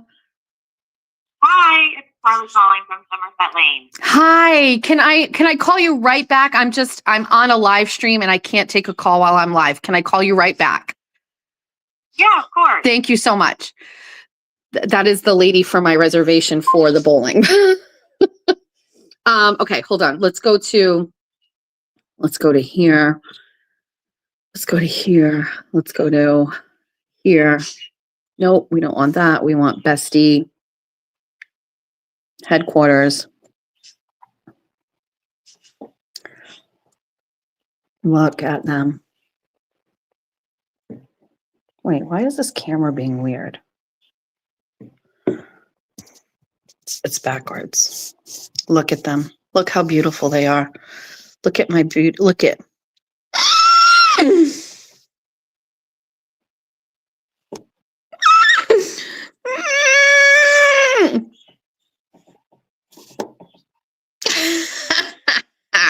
Jeffrey, Aiden, Jimmy, Peter, Skip, Kane, Ben Rosa. Oh my God. I am obsessed. So now that I kind of have these in basic, then the next thing underneath it will be t-shirts for each one of those, then hats for each one of those. And then we can work on other things, but these are the 4 to start. These are my babies. And then obviously we have to do the one that Amy just designed. And that's them. And I absolutely love them. Peter McNeely. You, your cats, and menopause. I do. If you don't know, the Bunny After Dark logo, I handmade myself, and that's my actual handwriting, the bunny. I wrote that. After Dark was obviously a font, but the bunny was, that's how I write bunny. I love them. They're my babies. It will remain to be seen if it actually looks gold. I don't know. Again, these are all just like, this is Jeffrey's favorite. He loves it. And there's just something about the way that looks that I just love it so much. I have too many things I need to get done down here. I have to take out the recycling, wash these dishes, feed the dogs, but the Beaver Moon ceremony one that I've been working on is really cute. I'm going to post on Facebook, on X, and on YouTube the link to the site as soon as I am off this live. And at a minimum, you can just click on it. It's just bestieheadquarters.com. It's pretty basic. And that's it. And so we'll see how they go. Like I said, set the bar low. We're better than what we were when we first started. But I think we're okay and everything will go well. These are all $40. There's nothing crazy. They're all 40, no matter the size. Just realized we can't let text messages pop up on the screen. We're done with that. That was actually totally fine. But anyway, so that's that. Okay. We have to go. We have things to do. Let me go get the link. Let me post it and we'll get that stuff done. And that's it. And then later on today, maybe not today, by tomorrow, I will start a location for everybody that is going to meet and greet. I just need a number because I need to buy supplies at minimum. So that's that. Okay. All right, that's it. Thanks for hanging out with me today. This has been fun, I think. It's a solid 3 hours this morning. Don't forget, I am on Kane's show tonight at 8 p.m. You can find that on the Minifan Network on YouTube. I believe it's already scheduled, and I will see you there tonight. Bye, besties. It's all your favorite Jess Machado songs on one CD. Wake up in the morning feeling like P. Diddy. Grab my glasses, I'm out the door. I'm gonna hit this city. Before I leave, brush my teeth, say goodbye to Jack. When I leave for Bunny After Dark, I'm not coming back. It's all the hits you've always loved in one place. Just so everyone knows, it's alright because I got Jeff his new guitar. And that's okay, cause my family is the best thing for me. Whether you're singing in the car by yourself or hanging out with your besties, there's a song for everybody. How much is that coffee at Society? Last week it was 50 cents less. How much is that coffee at Society? I don't care if this causes a mess. Recruiting seagulls, dishing about politics, or just straight up gossiping, this is the CD for you. One low price of $19.99. The chat I can't see. I'm driving and the sun's in my eyes. I love 24 on 24.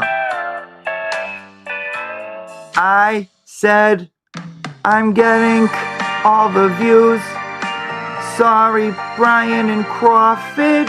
I told you before, don't fuck with me. I'm a Fall River whore.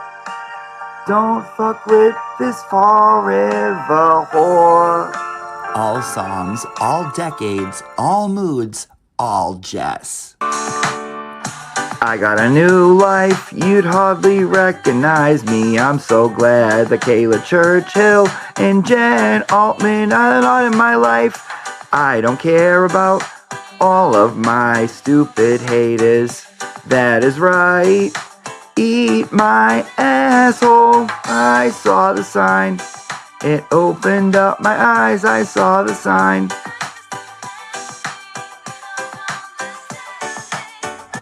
Get out of bed and call today.